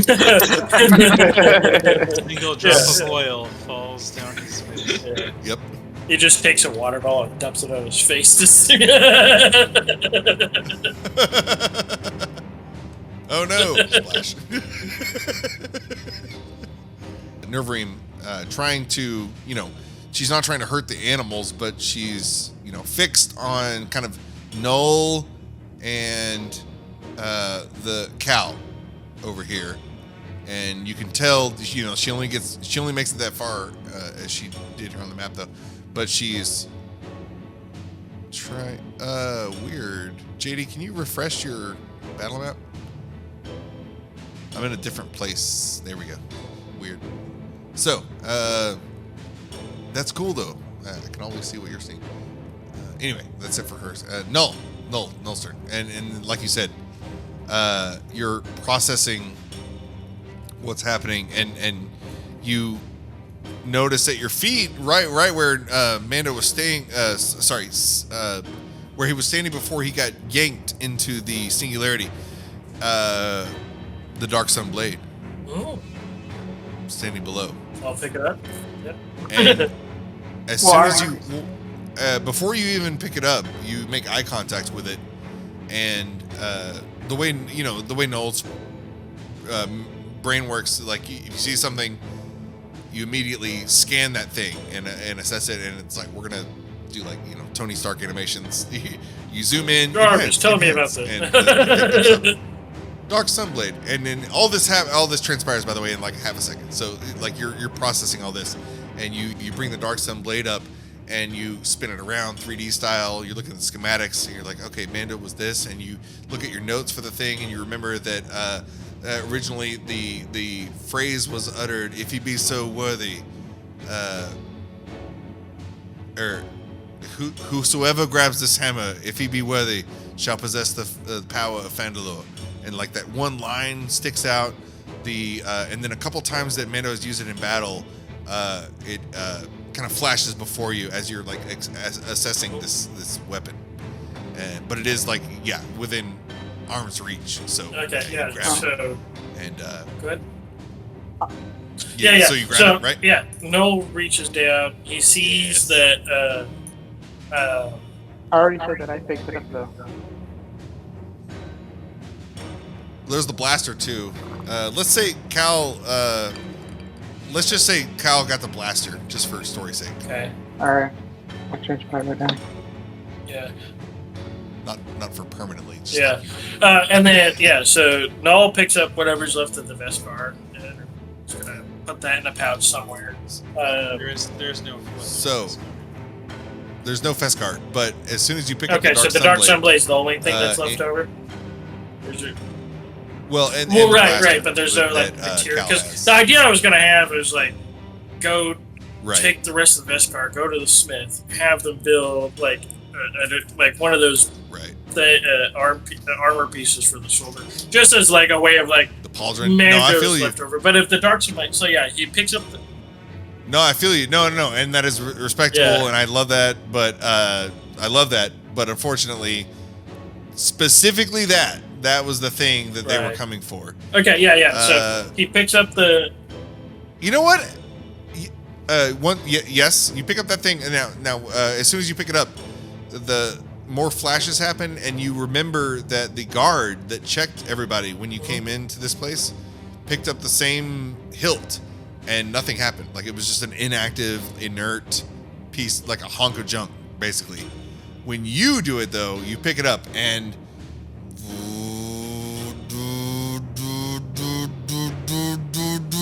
like the hilt lights up from the base up to the where the blade starts or would start, and as it does, your hand lights up with it, like they're in sync, and when it finally gets to the hilt, the Dark Sunblade comes out. Like if you could, like the cinematic kind of like thing, if you watch the lights up, his eyes, you'll see like the Sunblade kind of like into the eyes kind of thing. Yes. Yeah, and then you see his arms, because he's got your regular skinny kind of arms, and he is wearing a cloak, but it's not. There's no sleeves or anything, so it's just his metal arm, but it's a skinny metal arm. And as soon as the blade lights up and everything, you'll see these coverings kind of start building onto his arm. Kind of like if you watch that Transformers movie with Optimus, where he picks up like the sword from one of the stuff, and he just like slightly changes a little bit. Yup. Incorporating this Phandalorian technology further into your like makeup, your genetic / binary / whatever makeup you got going on.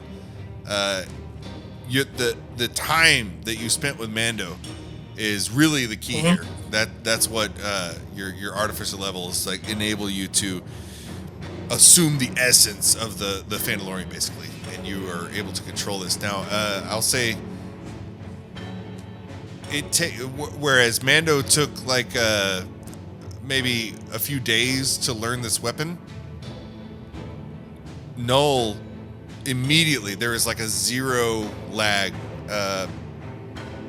between what he wants the thing to do and what it does. Yeah, so you reach out, it's almost like a laser pointer. right, It's so yeah. easy to So flick he's around. got it lined up. His eyes are fixated on it. You can see the reflections in his eyes. He's transformed a little bit, and but he's still in the middle of battle and everything. So he's got two hands on it, and then he goes ahead and does this cool kind of motion as he's like, doing this cool kind of setup motion. He's taking a gander at the field and see who's left. The big dragon is not left anymore. That's still we got no He's dragon. Two pieces. Greg ripped him in It's half. just the one that's unharmed that was kind of hurting the cattle. Right, so all these are dead kind of stuff, and everything that we got going on. We got people over there. So where are we directing the fight towards more? Is it just wrapping it? Because we killed all the lava children and stuff, right? And we got all the animals still around. The ones up close to you, yeah. Yeah, because we got... Yeah, Not so not to metagame. Let me stress Reich is in PTSD mode from losing his mentor early, and he will be forcibly eating everyone and jumping in the ship. Okay. That's respectable. So there, I don't think there's any enemies really close to me particularly, is there? I think everyone... So I just want to stress the importance of the motorcade coming in from the north. It is more than anything you have faced to this point. Yeah, it seems like It's like an army. At the back of Imix. Yeah. Yeah, with a literal god behind them. Yeah, so Null sees us. Yeah. Now, there's no enemies that are super close to the Null or anything, right? We're just focusing on the enemies that are out far.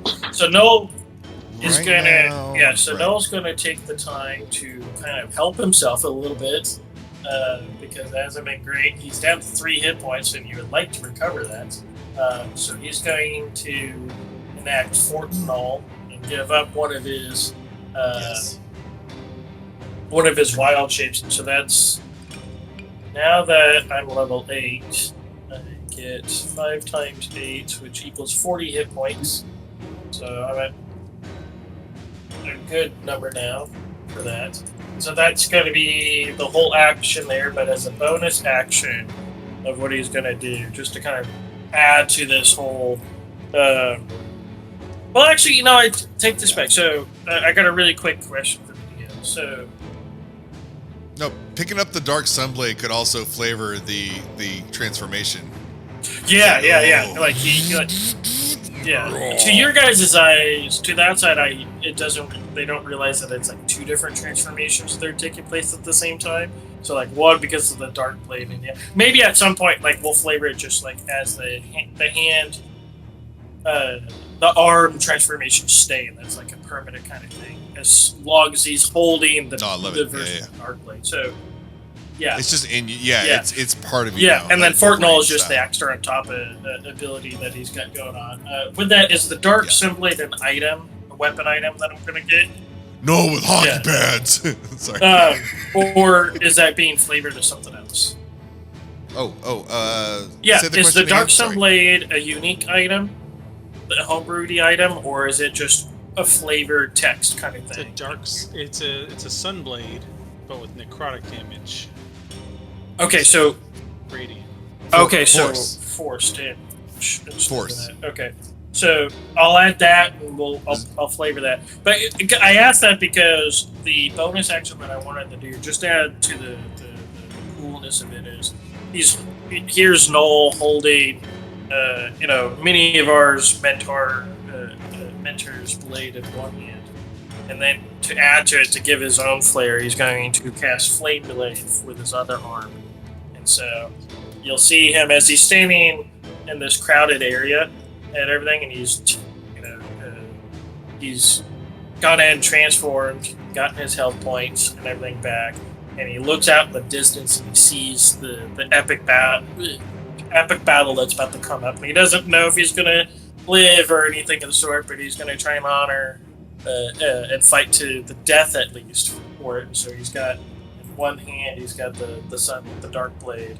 On the other hand, he's casted Flame Blade, so you'll see his arm erupting, and instead of just like a straight blade kind of thing that comes out with his new transformation and everything, instead of just like pops up and then boom, it's you'll kind of see the new armor pieces kind of lurch back and build into the Flame Blade. So they'll ignite the Flame Blade coming out, and it's but it's a different way of doing that cinematically. I'm just picturing. I know this is like super deduction-y, but the NFL Sunday, like the little animation football guy that runs out on the bottom lower thirds. He's like, he looks like a transformer football guy. It's like Noel just like fuck you. I'm not me. I'm me with So padding Noel, now. like cinematically, like he picks up the blade. The dark sun blade ignites, the whole thing happens, and then he's like moves the sun blade around, and as all of this happens in like one fell motion, moves over the blade, looks at the distance, he's transforming it all at the same time, and then goes and punches his other arm into the air, and that's where it extends out the flame. Get prepared to go ahead and battle next. That's his action bonus action. I didn't move. It's okay. You can. stay right it's there. only. Yeah, well, that's what I was going to do. Is I'm going to stay right here until it's like, because I'm not just going to go out and like do it my own way or whatever. Like we got a whole bunch of people to kind of go through. I got an idea. Yeah, and I didn't know what the party's plan is yet. So I got an idea. Select. So that's See it. what happens by the time it gets my turn. I'm done with my turn. Okay, well, at the end of Noel's turn, the Neverweakened has been firing shots at, we're going to say randomly, they were helping the Adult Flame Dragon. And actually, we're going to just say that they were also, they took a few HP off of these.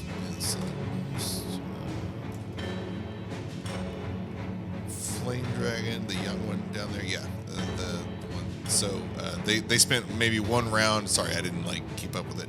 They spent one round bashing that guy because Greg, tore through one, and they didn't consider that a threat anymore since it was in two pieces. And Null and mostly Null, and then in the clutch, Cal came through in the end with the kill for the younger one. There's still one on the loose, pretty much. In addition to the... Yeah. But, that's right. Come on, I weakened it for you. yeah. You got the kill count, but I really did the work for it. No, it doesn't matter. It's dead. It doesn't matter who killed it. So during that time, the Neverweakened, as it's firing, it's kind of hovering over everything, and it centers itself, seeing Mando, and they were crying out indeed as Mando got sucked into the void. It was Titus calling out, saying, "What should they do? What should they do?" And the same transmission now, Null, you are receiving all that now. You're getting all the communication. Come in as he's like tapping his Star Trek community. Exactly. You just manifest one. Here, let me get my humane AI pen real quick. They're coming in. They're saying like, whoever's left, this doesn't look good. We gotta get out of here. So, something to that effect. As they hover over it, like. And they look cool all of a sudden. Goes from Noel, Godbillin's doing his thing. Askavar, so everyone who's like, I guess Greg's there. Everyone's kind of closed. Neverweakened. You guys are all kind of clustered together over there. Imix at the center of the chaos and erupting from the crevice beneath the lava flowing. Again, is going to all of a sudden just from the base to the top, but it's so fast that it doesn't like it barely, you can barely tell that it's kind of a fading thing, but from the base to the top, Imix just erases itself, and in its place, kind of like a phoenix, there's the Warlock again, the Warlock of Imix, the Fire Giant female, and she takes his place, the center of you guys, kind of. So, Greg, you know what? She's going to target Neverweakened. But when she does, everyone within, so I guess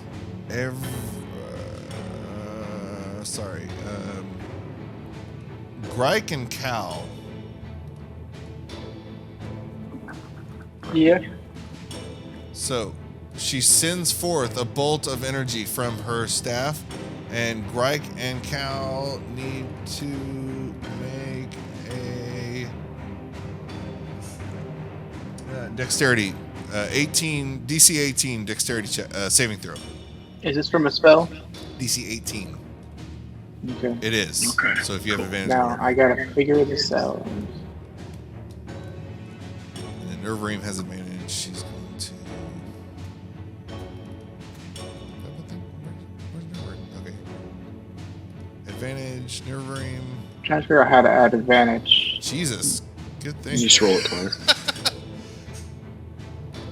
Yeah, just roll twice. Natural 20. Nice. Nice. And then The Greg. highest for me was a 15. Oh, I see. Sorry. No, sorry, 15 passes. So, Greg, Cal, actually, and Neverweakened all pass. We're gonna say the horses and Aurochs fail, just for flavor. This firebolt comes in, and it's like a creepy, slow version of. I don't guess anybody in this group has the fireball Yes, I do. spell. I do. Oh, there you go. So there. Okay, never mind. So you guys have been practicing the fireball spell. It's one thing when you cast it. It's like almost. It's very quick. It's like tossing a baseball maybe, and it goes. It's quick and boom, it flies. This thing, it's like it gets hurled at the same velocity as a baseball, but then zoom. It's almost like time stops, or not stops, but slows, and the fireball is moving. It's like creeping, like Michael Myers style, always 2 steps behind you, creeping toward the center of you guys, but not fast enough for anybody to move. So as it's coming in, it strikes Neverweakened. Everyone takes some damage. That is going to be 21 on a fail and half on a save. So 10 on a save. So that's that. And as everybody's kind of enveloped in flames, but not on fire like the napalm breath. This is different. That was worse. Alright, Cal is looking like shit. Just wait my turn. The young flame dragon at the bottom is going to. What's he do? Just attempt to approach and scare the herd more as they move forward. Is the herd not scared of Greg? Good Because question. you just stomped right over them. Good question. Hold on. What would that be? Like a. And the herd went after him Let's see if they are. last time, right? Or well, he is scared of them. Never mind. So the herd notices Grike coming in, but they are not deterred as Grike's kind of actions are very pointed. They can sense when a predator is, coming for them, and this Grike seems very directional, seems very fixed on something that's not them. So I'm just going to use this one horse's roll for everybody, and they're like, okay, yeah, he's a smart horse. This is Mr. Ed level. This motherfucker can talk. No, they are frightened in general, and they're on fire, I think, but not. They're not gonna like turn around, basically. So there's that. And he's going to further push everybody.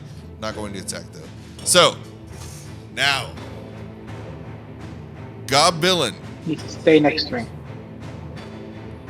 Recalling his megaphone illusory image, calls out again to the crowd, Fade! Fade, damn it! Man, when are you going to appear? Come on! Come on! Like, I haven't technically taken any damage, but still!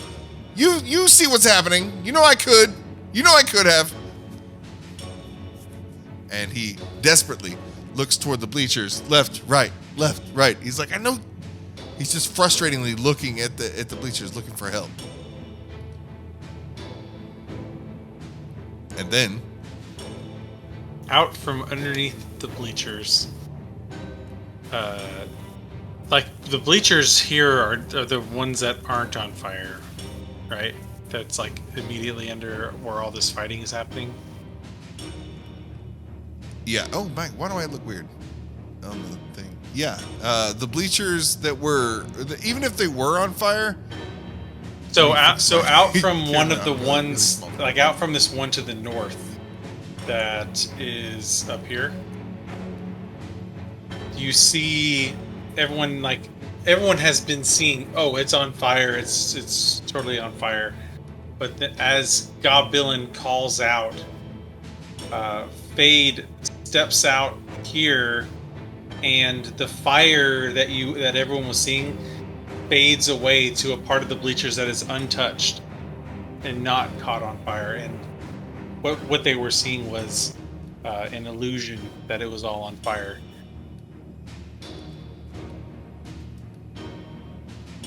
And comes out. We gotta get the fuck out of here. Let you just introduce your character. Get the hell out! That's what I'm saying. It's time to go. Can we leave on that? He points up to the ship that's buzzing all around. Goblin, having just fortified Noel and Mando and Cal and Greg with his bardic inspiration. You've all been inspired. I don't know if we kept up with that, but that was the thing that was supposed to be happening. He's going to shout out and using his lute kind of strum out like a few power chords. I say adventurous! And he, like, that just gets your attention. He's like, can we get the fuck out of here? He's strumming to everyone and gesturing toward the Neverweakened. Like, is this yours? Can we use it? Can we go? So with like doing all that, Fade will kind of do a 3-point stance, like down onto his knee, and then his boots will light up for the boots of striding and springing, increasing his jump distance by 3 times the amount. Will like do a power jump, reaching up and grabbing onto like a foot of the Neverweakened. Fuck yeah. So, as this mysterious figure jumps up from the obscure crowd, what do our adventurers see? Who do our adventurers see? You see for anyone who is familiar with the race, Zerai, who looks young in age and has just a very light wisps of facial hair, but nothing thick enough to really see like a beard or mustache or anything like that. And wearing a set of it's kind of like a petticoat that runs from shoulder kind of down past the knees, but the petticoat has its own kind of it looks like it's on fire as well, and you can see the flames kind of rising up off of it to blend in better with the illusion that had been created before. Got those boots on, and strapped to his belt is a book that's kind of hanging at the waist. Looks like it's tethered by a chain or some other sort of like cordage that looks like it could be easily referenced, but is just currently sitting at the hip right now. But that's what you see. Nice. And I'm gonna forego initiative and just ask, what do you guys do? Yeah, Right? forgo. And this brings up another question, because if I hit any of those with attack, do I get immediate combat? Like, get opportunity attacks, but if I try to leave on the ship? No, so it's just stampeding animals around you. They're not trying to attack. They're just kind of blindly I got barreling a plan forward to in disappear, fear. so can I just throw it out there? Yeah, because yeah, go ahead. Yeah, I was gonna plane shift out of the way. Everyone that's on the ground, it's a grab hold, and we're gonna get to a different plane. Yeah, because my idea, because Noel's pissed, right? Noel just lost a really close friend. Well, Cal's almost dead. So, Well, yeah. Well, because Noel, so the idea was I was going to jump and then hit the ground and then thunder wave, just to be this cool, badass looking thing, to express the anger, and then just get the hell out. So if you wanted the plane shift at that exact moment when he hits the ground and stuff, and like just Yeah, plane disappears. shift Plus, is thunder wave done. can act as a distraction too. So you can plane shift and do it that way. Yeah, but we're all next to each other. And you Do we have to be with each You other? gotta- you gotta shit. Yes. Linking hands. I And then take you just with tell me. them- No. And just tell them Neverweakened. Wait, I mean, you totally do that. That's awesome. But there is a ship, like, kind of Just hovering, above. Okay. waiting to rescue you, specifically. But yeah, no, do the shift. Yeah. Okay, so Noel doesn't get his cool anger moment, but he will at some point. I was trying to do the whole thing with Thor, where he like enters the battlefield. Oh, hell yeah. Yeah. Thunder wave from the Yeah. ground up. That's what I was going to say, just to have the Neverweakened go to Boda School Ranch or whatever. And I'll plane shift us to another plane. And then go back to Boda School Ranch. That way we're out of the way, that we're back in our plane. We teleport Okay. away, then we come back into our plane. So Cal, you're like frantically just like grabbing Yeah. everybody. You Let's hold your go, head, let's you go. hold your head. So yeah, and so as soon as, and then I'll play this out, but it'll happen when it happens. But as soon as like we get like the dust settled or like we're calm or whatever, the dark blade goes out. It recedes back to Noel. The flame blade goes back. You see Noel hit the ground with his knees. He lets out a cry, but it's in the voice of Mando. Oh shit. But yeah, it's like, Greg, I need your toe. So it's like he's doing like the Darth Vader no kind of thing, or like he's screaming, but it's in Mando's voice. Dude, yes. Take inspiration Okay. if you didn't already have it. That's fucking yes. Fucking ball. So yeah, that's what I was trying to do.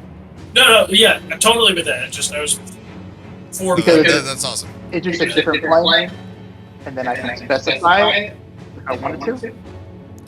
But I'm just going to go to a different plane, and then go back to our plane in a different location. That way we're out of. Again, it all goes back to Loki. Anybody who's been watching, Yeah. this makes total sense. And then we'll just have the Neverweakened has it's got this map, so it knows where Butterskull Ranch is, right? Yeah. They would, Or just but they don't have 7 to connect all the dots. So do you feed any messaging toward the crew before you plane shift? well, if there's no Otherwise, they're not going to know what happened. if there's no combat, yes, I have sending. The spell sending, because I don't have any mic or walkie for them. We will. I don't. telegraph. No, I don't have sending, It's okay. but I have the ability You to use have- Well, you're going to adopt basically the Mando ability that he was receiving messages in his helmet. It's going to be kind of a trans-dimensional. Not trans-dimensional. If you're on the same plane, there is no physical boundary where this communication won't work. So, Noel, you have adopted this Mando ability. You can communicate with the Neverweakened as long as you're on this plane. So even if for a half second you relayed, Butterskull Ranch, that. You that's just probably if enough anyone was to- looking at Noel's eyes whenever as soon as that happened, you'll just see a progress bar of updating firmware. But yeah, okay. But yeah, All right. I'm just, so as grabbing Goblin. the several things happening, the stampede of animals goes through, and they're trying to trample through all the ice blocks that are around in difficult terrain. Cal manages to link hands with his cohorts around him, or in maybe one fingernail of Greg, Yep. because he's so fucking big. This touches maybe a hair follicle, and is able to. Oh, are we grabbing Olaf? Are you considering Olaf in this? Yes. Okay. So Olaf, Because he was Greg, next to me. Cal, Null. He was. And he's next to Null. And God Yes. Villain or no? I'm indifferent. I don't care. So, God Villain. Oh shit. There's also a new guy. What's the new guy doing? That's what say. Did he jump I had already? the Neverweakened. His ship? Okay. That works. So, everybody who's with Cal, as soon as you make contact with the last person in your group of the one you want to gate, is it Plane gate or shift. plane shift? Immediately, as the last time the last second you grab the last person in this arrangement, you are immediately transported to a different dimension, like poof. Similarly to what Mando experienced earlier, although you wouldn't know this, but it goes white for a second. And There we go. Cal, specifically Cal, you are transported from this battlefield to all of a sudden you're like, you hear birds chirping, you hear a stream babbling, like a little waterfall, and the white starts to fade as reality comes into focus, and you're standing next to a pond, and before you are little fish under the surface, and they're kind of like koi fish, but they all of a sudden one comes up and flutters out of the water, splash, it thrashes. It breaks the water surface tension as the water sprays off of its fluttering, and it comes up to you eye level. Didn't I see you? And you make eye contact with this thing, and for a split second you're like, oh, this is weird. This is like before. And then you look to your right, and you see Mando, your friend Mando, and he looks great. He looks perfectly healthy. His armor's in perfect shape. Everything's fine. His cloak's fine, and he's sitting next to this giant woman. Not I shouldn't say giant so loosely. He's a very large woman, about 9 feet tall, sitting next to him, and they're having a conversation. And you just look over for a second, and before you're able to say anything, zoop, everything fades, and the white comes back, zoop, and then back down, and then you are wherever you were aiming to transport to. So you just experienced a brief moment with whatever that was. Mando might be ascended. Sure. Yeah, let's say that. And is that just another word for Force Ghost?